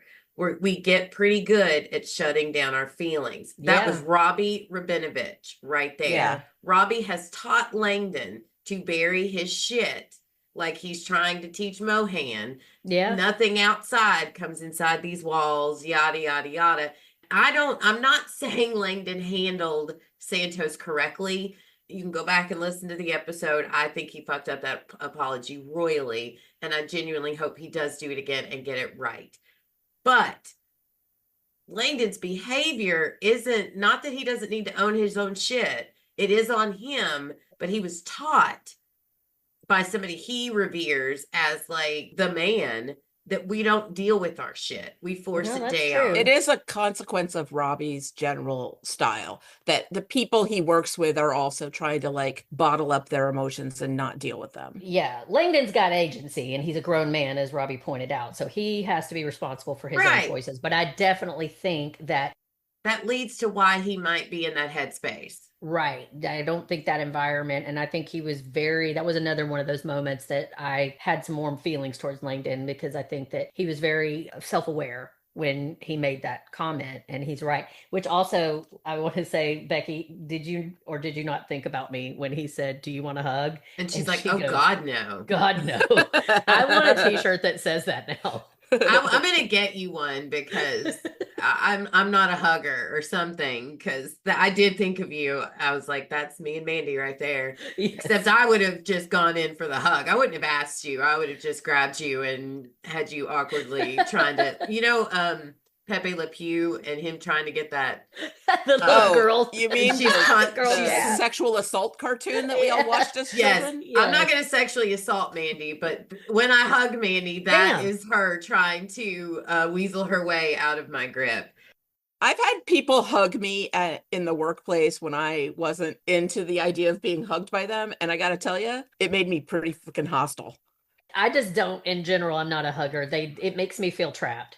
I'm a huge hugger. Okay, good. Because I'm a big hugger with friends, but I've had people at work hug me and I'm like, what is happening? Like that is not okay in this environment. And when I've wanted to hug somebody at work, if they, they're leaving or something like that, there's something emotional going on, I always ask, would it be okay if I hug you, or would you like a hug? I would never force a hug on a coworker. No. I would force one on Mandy. Well, I'll force one on Mandy too when I meet her, but oh God. There are times that I make a point of hugging people, but I need to, it's much like with everything else in life. I need to know it's coming. And you need 45 minutes of prep to prepare for either giving or receiving said hug. Good to know. Yep. Yes. All right. Yes. I will take that into consideration when and if we ever meet in person. I'll be like, I am interested in a hug. Let me know when you're ready for that. Yeah. An hour later, Mandy just comes running over and like jumps up in your arms with her legs wrapped around your waist. I love you, Penny. I'm a lot like Dana in that it feels like death to me to fall apart in front of people. There are very few people that I feel comfortable being emotionally vulnerable with. And that's the thing about hugging it. Like, I feel like most of the time when someone's hugging me that I'm being held hostage. It's not soothing at all. I loved him geeking out too over the Fort Pitt historians. I thought that was a nice Me too. nod. That was cute. And the museum gave him a shout out on their Instagram page. Oh, really? They That's tagged cool. Patrick Ball and was like, "Thanks, man. Come visit us anytime." Oh, that's so adorable. Cool. It's so cute. Yeah, those guys were adorable. They were one of my favorite parts of the episode. I love Donnie being like, they haven't met me yet. Like he's like the sutures king. It's a funny through line. It is, and I love Donnie and Langdon's romance. I missed it. I'm glad we got a little sight of it this episode. So, anything else there? No. All right, let's move on to Javati. Love that she got video of the ICE agents being a dick. And she was uploading it. Yeah, trying to. Good for her. I guarantee you Javati was the hall monitor in grade school. Yes. She is calling everybody out. And when she looked at Monica and was like, "You can't smoke out here," Monica's like, "Seems to be working for me so far." And then I just have here, what the fuck, Monica, again. Yeah. Monica was such a She bitch. was. So yeah, we She learned. was. I was right. Monica definitely was feeling some vibes with the ICE agent, and I I just don't wrote here, agree. I don't think Javati's that's face proven. was all of us. I don't think it's proven that she was like It's the friendly with ICE, but snowflake it was comment. very implied. Very, very, very Yeah, implied. they added on to it this episode to make it look like not that she was colluding or whatever, but that she was not. She was for what they were doing. At the least, she was okay with it. Like Yeah. everybody else was like visibly upset that ICE was there. And Monica was like, yeah, whatever. See, here's why I don't know that. And again, this is totally biased because I do like I do like. I initially when they brought her in, I really liked her character, and it was a shitty thing to say to Giovanni, but also Giovanni is very much a hall monitor, so it was a little bit funny too. That part was, but it's the snowflake, the idiot savant, Yeah, Gen X, Gen whatever. That was very shitty. Yeah, the whole attitude. yeah, and I'm not defending that. It just like she just sounds like a lot of women of that age that I know, but also she clearly grew up really, really poor. I'm going to go back though to the ICE thing. One of the reasons that I'm not 100% sure that they truly meant that to be the big moment that everybody is thinking that it is, that she maybe was colluding with them, is that this was recorded before, and they've talked a lot about this, that like, yes, ICE was already ramping things up, but they did this way before Minnesota. Like, it wasn't nearly as much on the national radar as it is now. So I don't know that they truly were meaning to make it a big deal that someone was being polite to or listening to an ICE agent. Could be. I think this show doesn't, it's not unintentional, most of what we see. And Yeah. and even before Minnesota, ICE was still doing ICE. Yeah, They made a point of that scene where it looks like she's chatting with the ICE guy. He's like leaning over the counter, but they shot it from behind her, so you don't see her face. I think the exactly. show is intentionally leaving that open to interpretation for now. Which they do a lot. Yeah, and I don't know that. I think they're definitely trying to make a case for her to be a certain type of person, but I don't know that they were trying to really push that she was quote unquote colluding with ICE. I didn't get because colluding. I just got like that she doesn't have a problem with that she's them. just whatever about it. And that could be fair. But also, I loved her saying that I was stripping at Purgatory to get through med school. And I looked it up. Purgatory was an actual, real, really infamous strip club slash go-go bar that was in Pittsburgh. I went through a whole rabbit hole today of looking up newspaper articles about it. It had a very colorful history, and I am sending you two girls right now a ad that I found, and I think that we know what Monica might have been doing in 1983. Oh if you'll my just take a look at that. Lady Mud Wrestling at Purgatory. That is amazing. So apparently go-go dancer mud wrestling was big in Pittsburgh at the time because Purgatory had a team and so did several other strip clubs slash go-go clubs in the area. So yeah, Wow. you know, when you got a lady that was putting herself through school with Lady Mud Wrestling, she's probably not going to have a lot in common with a 21-year-old genius. Yeah. I mean, respect for doing what it took to get yourself through school. For so you sure. can have I am not judging you that know, at all. She didn't have to be a bitch to career, everybody, but yeah. she was mean to Giovanni. And Giovanni is such a sweetie pie most of the time. Right. I just loved her face. I paused it to take a note after she made the comments back to her. And I looked at Javati's face and I was like, that's all of us in America right now. Yeah. Yeah. Well, and if she is MAGA, it's again, it's hilarious that they call everybody snowflake because they are the most sensitive, Thin-skinned. offended by everybody group of people on the entire planet. I also loved when Santos and Whitaker were having their moment, which I know we're going to talk about, but I loved Pan to Javati, and she's like, that gave me so much joy. You have no idea. I think that Santos has been a thorn in her side, and Yes. seeing her a little bit vulnerable, just like it was a great. paradigm It was shift just chef's for her. kiss for Yeah. for her. Good for her. Yeah. And lastly, with Javati, Finance Mateo is back. I love how he calls her Dr. J, meaning he's been watching her videos and then trying to recruit her to the night shift. And I wrote in my notes, I'm very sad it doesn't seem like they boned yet. Yeah, but I mean, I loved seeing how the tables have turned here. Like Mateo is suddenly like, what's up, Javati? And she's the one that's being all, maybe. Right. And I Yeah. thought it was funny he had to explain to her who Dr. J was. That was adorable. That was Yeah. very cute. All right, next up, Santos Whitaker and Joy. Whitaker, God love him, making a comment about needing them when they could be useful because Ogilvy's in surgery with the English teacher and Joy's just standing there and he tries to backpedal the selfie because he's the phantom of the pit. Oh my God, that made me so happy. But what really cracked me up is have you guys seen that meme or like reaction photo? And it may be Whitaker. It looks just like him, but there is this very common thing that people will post on like TikTok comments or Instagram comments where it's this blonde white dude that looks a lot like Whitaker and he's going, me? And he's just Yeah. kind of pointing at himself. Whitaker literally did that. I know it was intentional because somebody has to have pointed out that it looks just like him. But when she asked if she could get a photo, he literally points at himself like, you're talking to me? Like, you want a photo with me? Okay. And he's so flattered. And then I couldn't tell for sure, but it seems like the photo she got was after he turned his head. Yep. Yeah. So that selfie's even funnier than it would have Yeah. been otherwise. Yeah. Couple of jokes Santos got in this episode that had me rolling. Smoke him if you got him. This place is going tits up. Yeah. It's an underused phrase. Yes. And then when she walks in the room with that, I think his name is Dorian with his arm in a sling, and she looks confused. He's like, is there a problem? And she's like, are you a 4-month-old with severe diaper rash?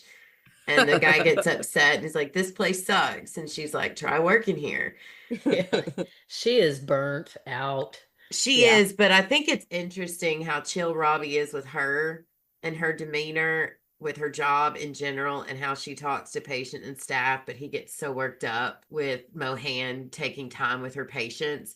He is like such a, I don't know, he's very all over the place with his There's a lot of tolerances. speculation on the internet about, is Robbie a sexist because he's yeah. so harsh on Mohan. Here But then I too. was like, but he's so nice to Mel and he's pretty nice to Santos and he's really nice to Whitaker. Is it a race problem? I think it's sexism, but I also think it's like being uncomfortable with vulnerability. Yeah. And a lot of women in general, we just tend to be more emotionally intelligent and a little bit more empathetic. And I think that's what he struggles with. And it makes us a weird sense that he would be very comfortable with Santos because she is also so incredibly wounded that she's one of those weird people that doesn't like hugs. Like and she is tough on the outside. Like she doesn't even want to admit that she doesn't want Whitaker to be her roommate or that she wants Whitaker to stay. She cannot be vulnerable, and I think that's what he sees in her and why he is a little bit chummier with her than he is with some of the other women on staff. I think also they've really bonded about Whitaker.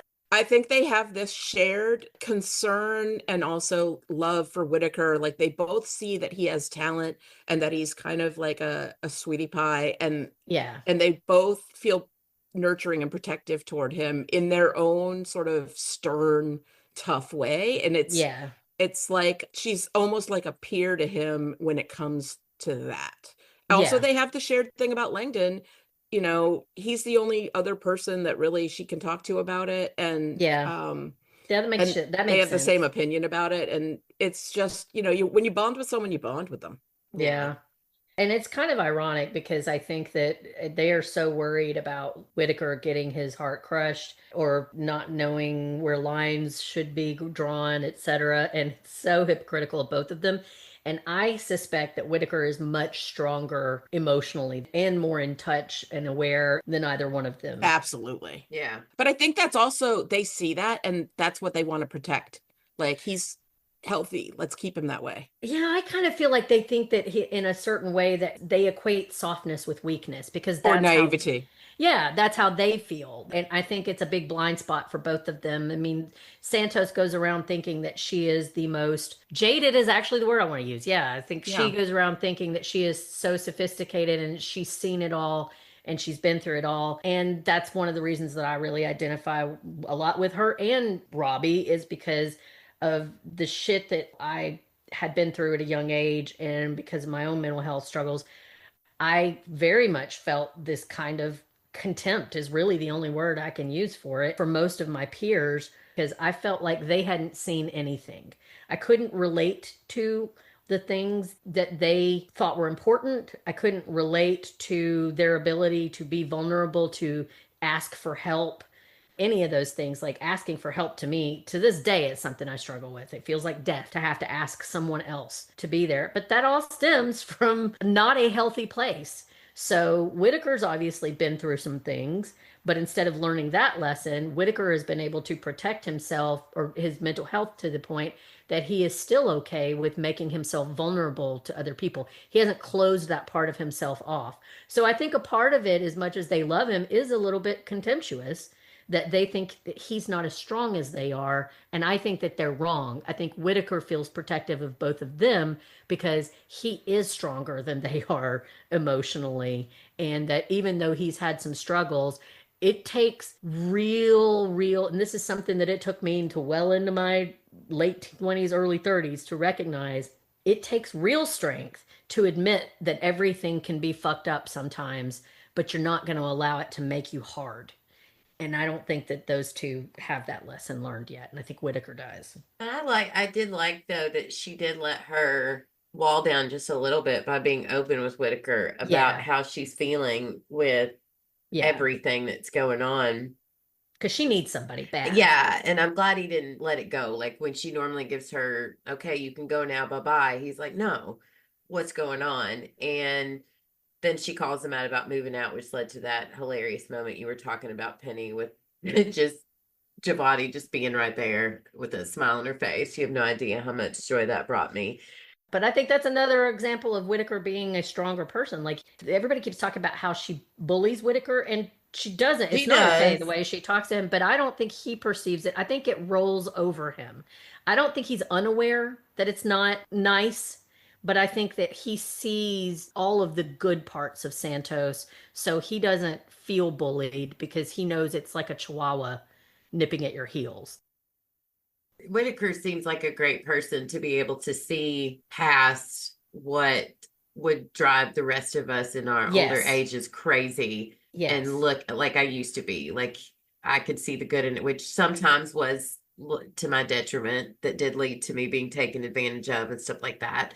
But he doesn't let that stop him from continuing to see the good in people and focus on that rather than focusing on the negative. Yeah. I don't even feel like really, honestly, that Whitaker is somebody that is naive. I don't think he's No. naive. I think he's been through some shit. I just think that unlike Robbie and Santos, he didn't let that shit make him harder. Yeah. That's real strength. To me, it's people like Whitaker.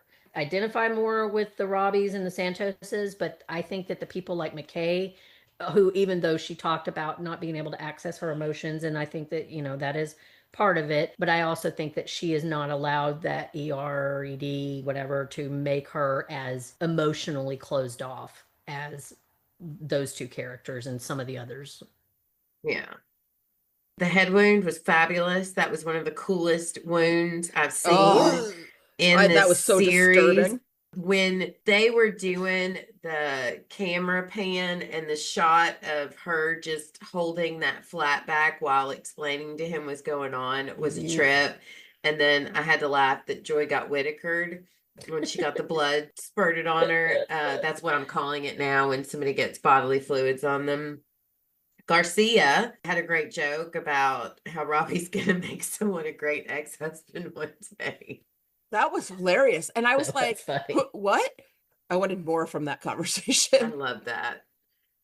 Speaking of conversation, so Robbie tells Santos that he heard about her conversation with Langdon and then tells her not to let old conflicts get in the way and that you're going to have to find a way to work together. Yeah. And that he wants her to see a trauma counselor. I wrote in my notes, ... all caps, hello, ? Pot, meat kettle again. Yeah, seriously. Yeah, there's another moment of Robbie just do as I say, not as I do, as Dana pointed out. And then we see her with the scalpel. So I hope to God with all my soul that she finds solace. My last note here is that Santos pockets a scalpel. God, I hope more than ever she ends up hanging out with Mel and Whitaker after the shift and doesn't help self-harm. And I wrote, you can do this, Santos. Yeah, I worry about her. I feel like she's gonna, for once in these 2 seasons, she's going to allow these people who care about her and she's understanding, learning more about, that do care about her. I feel like she's not going to tell them anything, but I feel like she's going to let them embrace her. Whether they I hope realize so. that's what they're doing or not, they're just wanting to hang out. I really feel that's my hope, is that with this story arc, that it ends with them being together, watching the fireworks, having a beer in the park, whatever, and keeping her from wanting to hurt herself. I hope that's what hope so. happens. And I Yeah, love me how too. Joy was ready to bounce after her shift. And what did she say to Langdon? All you lunatics need to learn how to set some boundaries. Preach, Joy. Not wrong. Yeah. I saw a lot of people being pissy about that online. I'm going to tell you right now, I don't think that, because I think that this ties into the whole point of the reason that this environment is killing our healthcare workers and our healthcare system is because it is being propped up by good people who are staying in there and working the extra hours. Like she pointed out, I'm not getting paid for this, very much the opposite. She's a med student. She's 12 hours. She's there and making zero money Yep. to go Yeah. through all of this. And healthy boundaries are the only way that you can sustain that lifestyle for any length of time. And not setting those healthy boundaries is helping to prop up this system that is chewing you up and spitting you out. Yeah. I agree. Now, I don't know what the answer is. I don't work in healthcare. If anybody out there who does work in healthcare has more thoughts on that, I would love to hear them, because it's a catch-22. On the one hand, if you walk out, you are leaving your coworkers and patients in the lurch, and you have this oath that you take to do no harm and to give your patients the best care they can, but you are a human being. And at a certain point, you've got to take care of yourself. Yeah, and that's what she's doing. She put in her 12 hours. It's not like she bailed early on her shift or anything like that. I completely agree with her walking out the door Mhm. and then passing Dr. Shin with his Dunkin' coffee. With his Dunkin'. Still got it. Love that guy. And she's like, sorry for the mess. He's like, what Do mess? we know any backstory on him? Is he a Boston boy? Because We don't know. the way that Bostonians love their iced Dunkins That's is like true. nobody else. Yeah, He we might don't know. be. We don't know. But that man always has his Dunkin'. Yeah. And then last chart note, patient and sexy arrested nurse updates. Jesse's still missing. He's the sexy arrested nurse, in case y'all Okay, were I wondering. wasn't sure Not where you were Baby going. Jane Doe.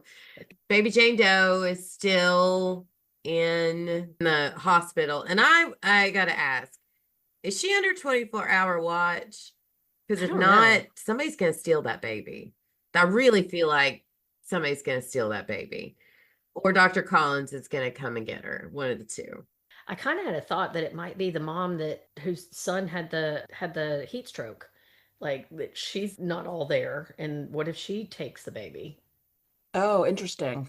Maybe it's possible. Although Yeah, that's a wild swing. she is being observed right now because there's always a nurse or doctor in the room with her. Oh, that's right, because she's being held under And observation. yeah, so Yeah, gotcha. So that's probably unlikely. Something's gonna have to happen with this baby.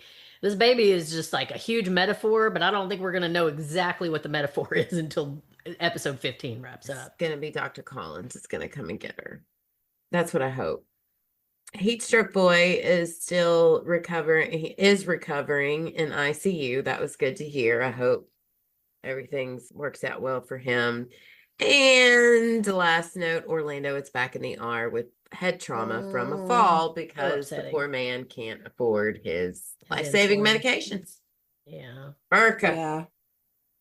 We should have assumed that was going to happen. we did. I think we all did. Yeah. Like we knew that was gonna, just like the lady who left last week because I showed up with the blood clot. I have no doubt we're gonna see her again before this episode is over or Yeah. season is over. Yeah.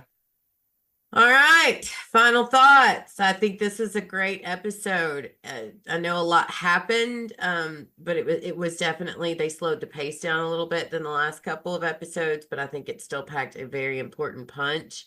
There was a lot happened, and I have absolutely very little idea of how this is all going to play out. And I give this 5 rejected Langdon hugs out of 5. It was great. I loved it. I thought it was a very, very solid episode. It wasn't as frenetic as the last episode, but God, we needed a little bit of a break there. And I think it allowed us to get back and peek a little bit more into Robbie and Dana's quickly deteriorating mental state. And relationship.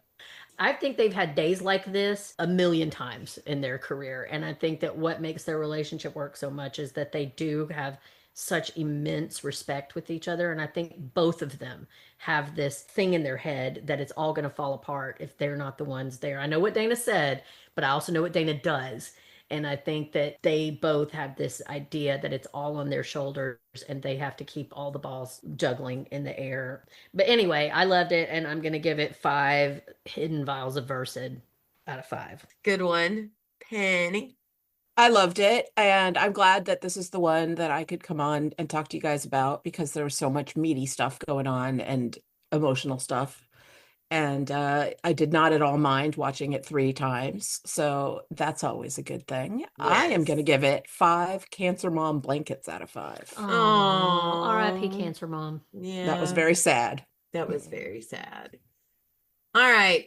Procedure of the week. I'm going to go with the scalp wound. That Agreed. was freaking amazing. Oh my God, it was so That's gross. not the word I'd use, but yes, that's my word.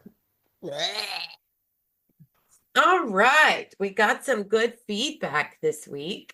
So we'll start off with from our What's On Tonight Facebook page, Ginger Morris. Ginger, you are only allowed to send in voice notes from now on so we can read this. We got to hear you. Yeah, but thank you for this feedback. She says, yeah, poor Santos is having a hard time. I think we all know what she wants to do with that scalpel, but I hope Whitaker will pick up on something. Same. He seems concerned about her. Her Fuckleberry comment had me rolling. Also, Mateo is back. Yay! As for Robbie and Duke, I formed a theory. Ooh, okay. She says, I'm picking up on some vibes. Like maybe Duke is somebody more important to Robbie, even if he doesn't know it himself. Perhaps he's Robbie's bio dad and Robbie knows, but Duke doesn't. I don't think they're that far apart in age. No, That's a hot take, though. it is. It is. We don't know much about Robbie's background other than a hint last season that he may have been raised by his grandmother. Girl, you got a memory because I don't remember any of that. But something about the way Robbie is with Duke makes me think there's something deeper going on there. It does. His concern does make it seem like they met more than 6 months ago. Yeah. She goes on to say, I could be way off base, but it's just the vibe I'm getting. Well, we will see, Ginger. And as for the guy who attacked Emma, I'm 100% with Dana on this one. Sorry, not sorry. She was a badass and she did what she had to do. Amen. Lastly, that scene with Monica and Javardi. She wrote Javardi in the ambulance bay. Becky, you were so right with your Monica vibes. Yuck. Looking forward to your thoughts, girls. Yay. Thank you, Ginger. I want to know how you came up with that Robbie Duke theory. What happened last season that I missed? I agree that Robbie is attached to Duke in a way that most people are not attached to their mechanics. But Robbie doesn't have anyone else. And he probably hangs out with Duke. And like Duke said, I didn't know he was a doctor. It was probably a time when Robbie was like, you be the expert and I'll just hang out. I think that it means a lot to Robbie, this friendship with Duke, and Duke has no idea, but I don't get father vibes out of it. I think, and this is really just a kind of an uninformed theory, but it's an inkling that I have. If we had all read Zen and the Art of Motorcycle Maintenance, that this relationship would make more sense. I agree. I think one of the things that is, and I've heard Noah Wiley talk about in interviews, how much philosophy he reads. And I think that that is also true of some of the other writers. Just for instance, them building in that whole conversation about Amor Fati and Memento Mori, which is Stoic principles. They do this every episode. They bring in philosophical principles.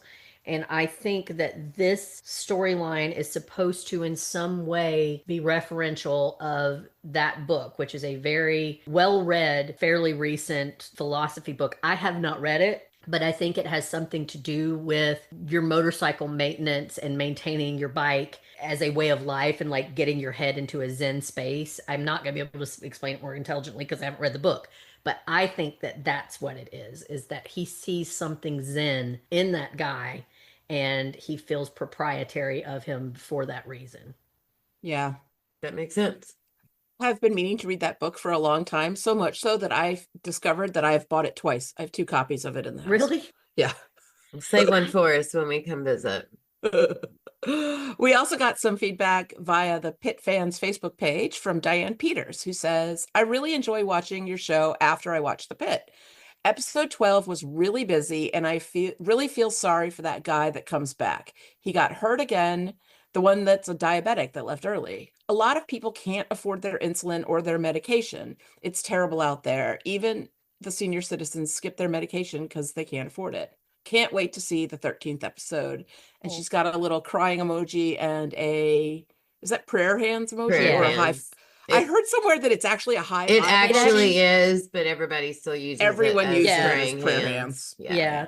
And Diane, by the way, I've decided, I told Becky this week that every time we say your name, just like with Linda, we always say, hey girl, hey, we're going to start singing Dirty Diana, which I know is not, your name is not really Diana, but that's going to be your new call song.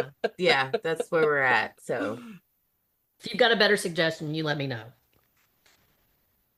Via email, Ellen wrote, I'm glad we saw that Emma was physically okay right away. Seeing Dana's concern, fierce protection, beef with Robbie, and bathroom meltdown, all so intense. for real. It was. Watching Dana and Robbie fight had me like, oh no, not mom and dad fighting. You and Becky both. Yes, Yeah, that's what I thought. That is how it too. felt. Yeah. Dana carrying around Versed after her assault to use it as to protect Emma was poetic. Robbie is just all over the place with his selective empathy. Amen. Preach. He's giving Dana, immediately after trauma, a guilt trip about by the book use of meds and potential legal issues while he's seeing the fallout of his failure to report Langdon for drug theft and diversion was wild. Dana is such a great character. She sure is. So strong and protective, but struggling and still dealing with PTSD at the same time. Langdon getting iced out by Al-Hashimi was hard to watch, but understandable in some ways. Al-Hashimi walked into a shit show with very little important information about the staff. As someone who likes all the characters, warts and all, I find parts of the Langdon-Santos-Robbie saga a bit maddening. Last season, Santos was kind of written off by Langdon early on after she made some big mistakes, doing things on her own without running it by him, trigger point injection, BiPAP, but those were things within the first 4 hours. Langdon was rightfully frustrated, but he wasn't a good mentor to her, in my opinion. He was kind of done with her after hour 4. Once he realized Santos was onto him, he did gaslight her and did try to humiliate her in front of her colleagues and tank her career to Robbie.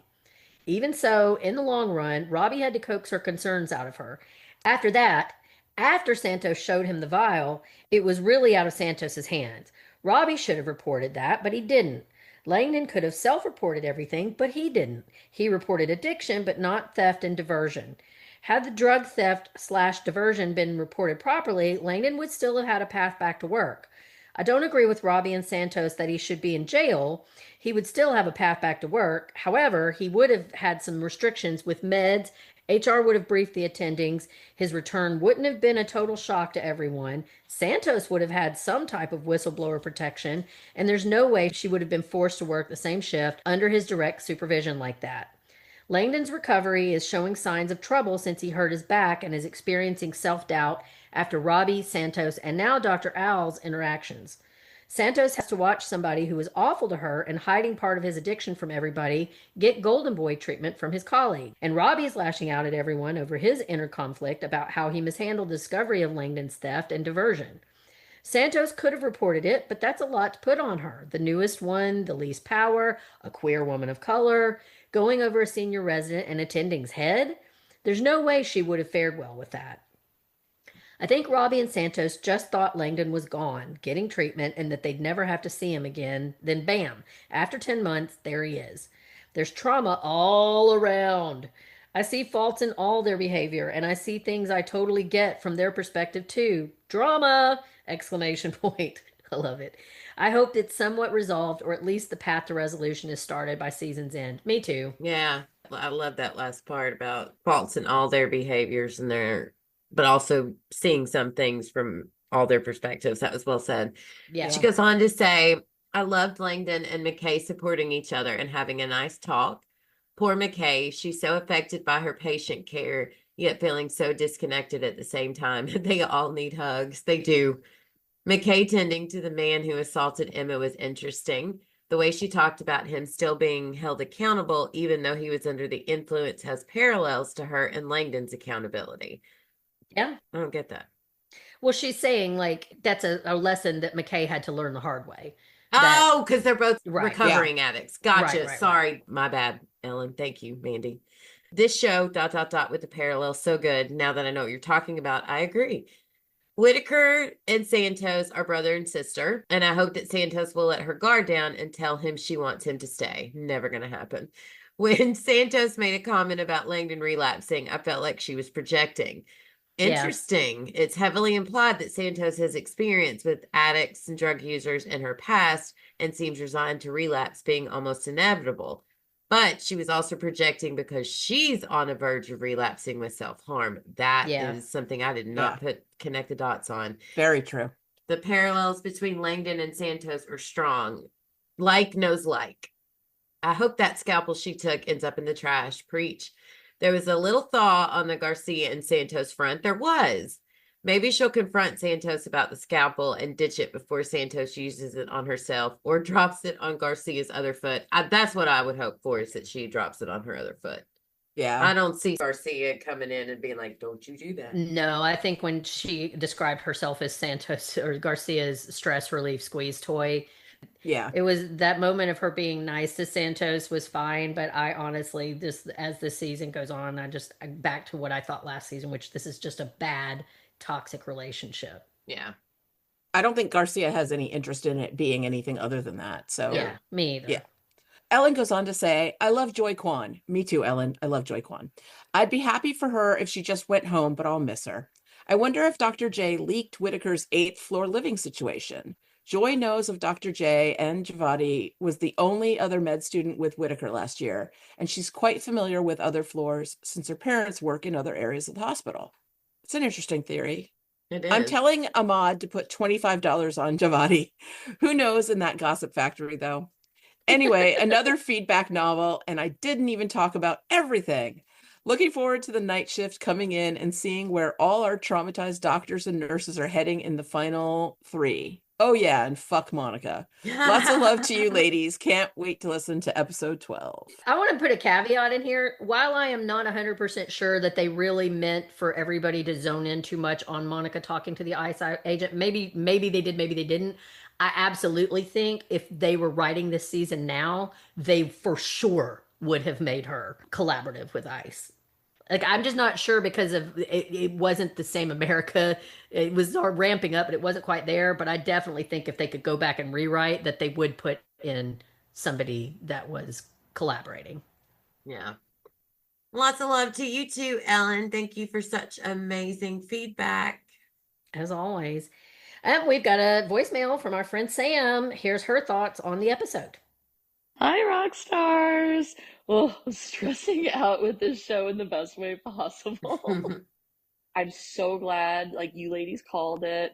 Dana saved Emma, so it didn't get too bad, because for anyone who isn't in the know out there, a chokehold is very lethal. Like, not even potentially lethal. Like, if you're actively doing that, like you saw the marks on her neck, like, not just like, you know, noogies, like if you're actively holding someone in a chokehold, it's very lethal. There's a reason police aren't legally allowed to do it. That's a whole other thing. So I'm sorry, you walk into a room and you see someone has a chokehold on your colleague. Yeah, you're going to do whatever you need to do to get them off of them. Like, I could have sworn, I thought Dana like popped him in the nose or something, or elbowed him in the nose. And I was like, allegedly. Oh, I mean, that's a lethal chokehold. That's very different than getting out of arm grabs or anything else that I teach. Like, chokeholds are very dangerous. I get it. You can't walk around with a bottle of Versed, like, to trank unruly patients. I get that. There's a lot of legal stuff in there. You don't know if they're allergic. It could kill them. And people coming out of surgery can just have a violent reaction to the anesthesia. people come in on drugs and alcohol and they don't normally act that way. With this asshole, it seems like that's just his personality trait.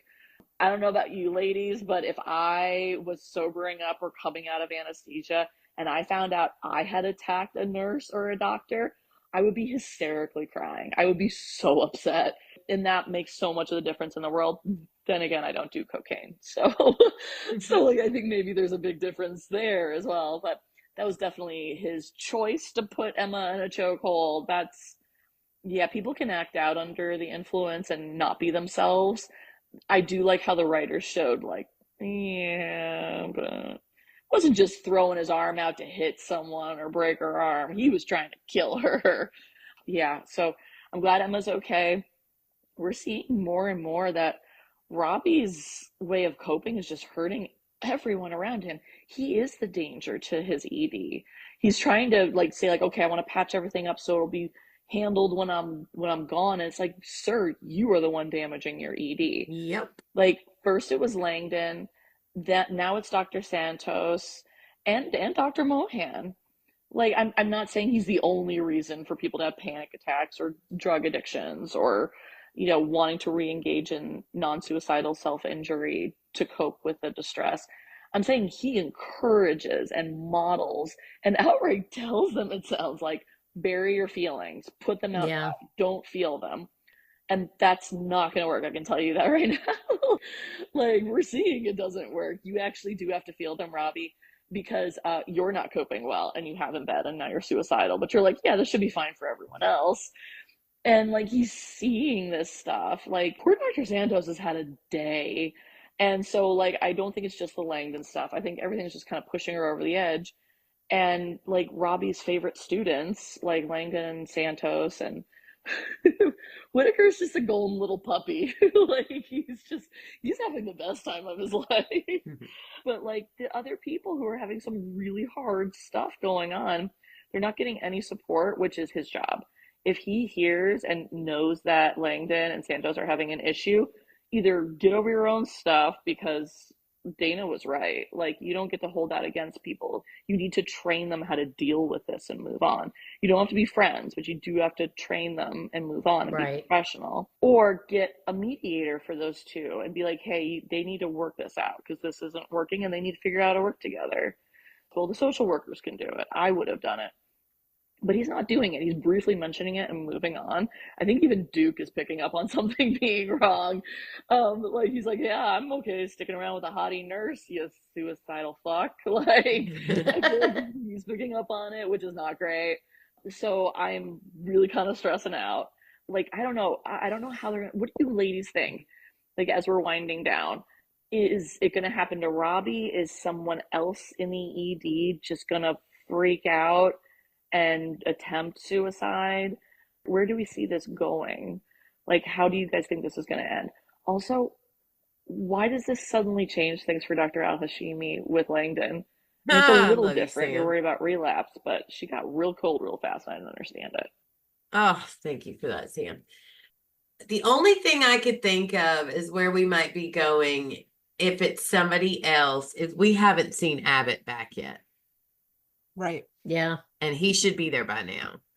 Because they in an article we read earlier in this season, didn't they say something was happening with Abbott or something with Robbie was going to really affect Abbott? I don't remember quite how they put it, but I think it might be, if I had to guess of something, I would think it might be Abbott related.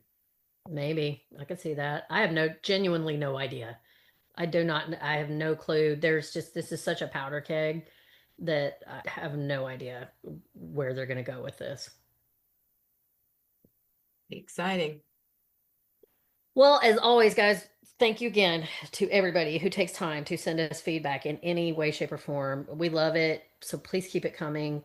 Again, I know repeating myself, but it tickles me every single week to see that you guys not only listen to us and want to join in this conversation, but you actually take time to send it. And we don't take it for granted. No, we don't. It's greatly appreciated. And if you would like to get in touch with us, leave some feedback or just say hello, you can email or send us a voice message as an attachment to what's on tonight and the number 2 at gmail.com. You can visit our Facebook page where there will be a post for the next episode, and you can leave feedback in the comment section or send us a message through Facebook Messenger. We can be found on Instagram as well at What's On Tonight Podcast and the number 2. And of course, we would greatly appreciate it if you would just take a moment and leave us a review or a comment, a like, or share our podcast on the listening app of your choice. It really helps us find new listeners, or helps listeners find us. Yes. All right, ladies, what do you say we assist with irrigating a gaping head wound? And while there, talk about podcast recommendations, good TV movies, or anything else you want to share. Penny, you are up first.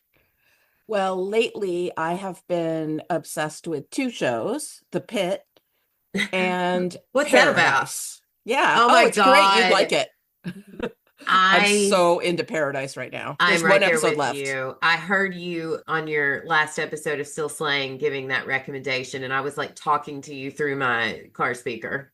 It's really good, and I am obsessed with it. The only podcast I have about Paradise is I often listen to podcasts from a group called the Lore Hounds, and they did like a one shot where they talked about season 1 and the first half of season 2, and apparently they got like overwhelming feedback from people being like, more of the Paradise podcast, please. So they're going to do another one at the end of season 2, and I'm hoping they'll cover season 3 in full. Ah, sweet. Send me a link to that if you think about it. I'd love to listen to that. I will, definitely. And also, as movies go, I saw Project Hail Mary. I know everyone's talking about it. It's wildly successful, but I have to say that I loved it. And I think it is one of those rare movies that will appeal to an entire family. Multiple generations can watch it together, which I think is valuable. And I would suggest people like go with their kids, maybe like 10 and up. I wouldn't take little kids to it, but it's really beautifully made, and it's lives up to the hype. And of Cool. course, if you're a Buffy fan, please join us over on Still Slaying. Yeah, you definitely should. Even if you're not a Buffy fan, you guys have some of the best conversations, and I really enjoy it. Thank you. Sometimes Becky's on, so that's great. Sometimes. Mandy? I don't really have any TV or podcast recommendations this week, but I do want to say that I went to the 3rd No Kings rally here in my tiny little, very, very red rural community outside of Nashville. So proud of you. I was really amazed at how many people showed up. I mean, even in that small little town, which is, like I said, we are vastly outnumbered here. There were tons of people and tons of support. And shockingly few people driving by and flipping us the bird. One of my favorite signs, and I'm going to probably do this at the next one, and I'm sure there will need to be a next one, was flip us off if you support pedophiles. That That's is great. amazing. It That's was great. So I just want to mention it, and I want to encourage anybody who has been teetering on the fence about whether or not they want to attend one of these things. If you are in despair about what is going on in our country right now, and you feel safe enough to do it, I highly encourage you to go. Great community building event. I went with my mom and my daughter, and my daughter, said that she said Yaya accidentally dropped some sad family lore because my mom turned to her and said, one of her earliest memories about television was watching the people protesting the Vietnam War, and here we are. And Ava was sad about that, and I said, Ava, that's not sad, that's amazing. And I think that what you need to take from that is that this is the first time, even though my mom was a big hippie back in the day, she was a groovy chick in the 70s, and then became a Reagan Republican through the 80s. And then 2016 happened, and Donald Trump got the nomination, and the world went to hell. And she really started to do what a lot of us did, which was re-examine our own political alignment. And this is the first protest that she's ever been to in her 70 years. And it was great that she was there to stand up for democracy, and that she was able to take the lessons that she learned in her childhood, because that's just how history works. Things are cyclical. Sometimes things are really shitty, and it requires people to stand up to the moment. And as dark as it is right now, there's still hope. And people ask, what does protesting do? You've got people out there dressed like frogs and unicorns, and they're laughing and smiling, and you're making funny signs. Well, that joy is an act of resistance.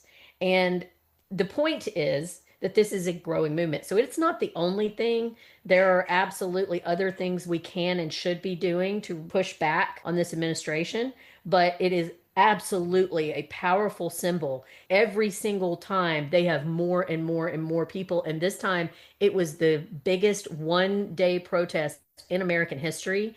And if they weren't intimidated about that, you would not see so much effort to try to make voting harder and to be more discouraging of people coming out to the polls. And you wouldn't be seeing all of these people suddenly deciding that they're not going to run for office again. They're scared. And we do have power, and some people are not going to want to go because they don't feel safe. And I respect that. But if you have been on the fence about it, the next time that there is a No Kings event, I highly encourage you to go out. It may just be the shot in the arm that you need to remember that you are not alone, that there are a lot more of us than you think out there. Awesome. Well, podcast recommendations for me. Daredevil is back, and Mark and Steve are covering it over on Panels to Pixels. They just released their coverage of the first episode, so please check them out. And for TV recommendations, Imperfect Women on Apple TV Plus, starring Elizabeth Moss, Kerry Washington, and Kate Mara. Great show so far. Really enjoying it. Well, that wraps up our coverage of episode 12 of season 2 of The Pit. We will be back next week to cover episode 13. Oh, unlucky 13. Titled 7 p.m. Our interview with the talented Mara Klein, who played Debbie Cohen this season, is out. Please give that a listen and stay tuned for more interviews to come. Thank you, everyone, for listening. We will leave you with a quote from Dwight D. Eisenhower. A people that values its privileges above its principles soon loses both. I'm Becky. Still Mandy. And I'm Penny. We'll catch you next week when we grab the remote and see what's on tonight. Bye. June.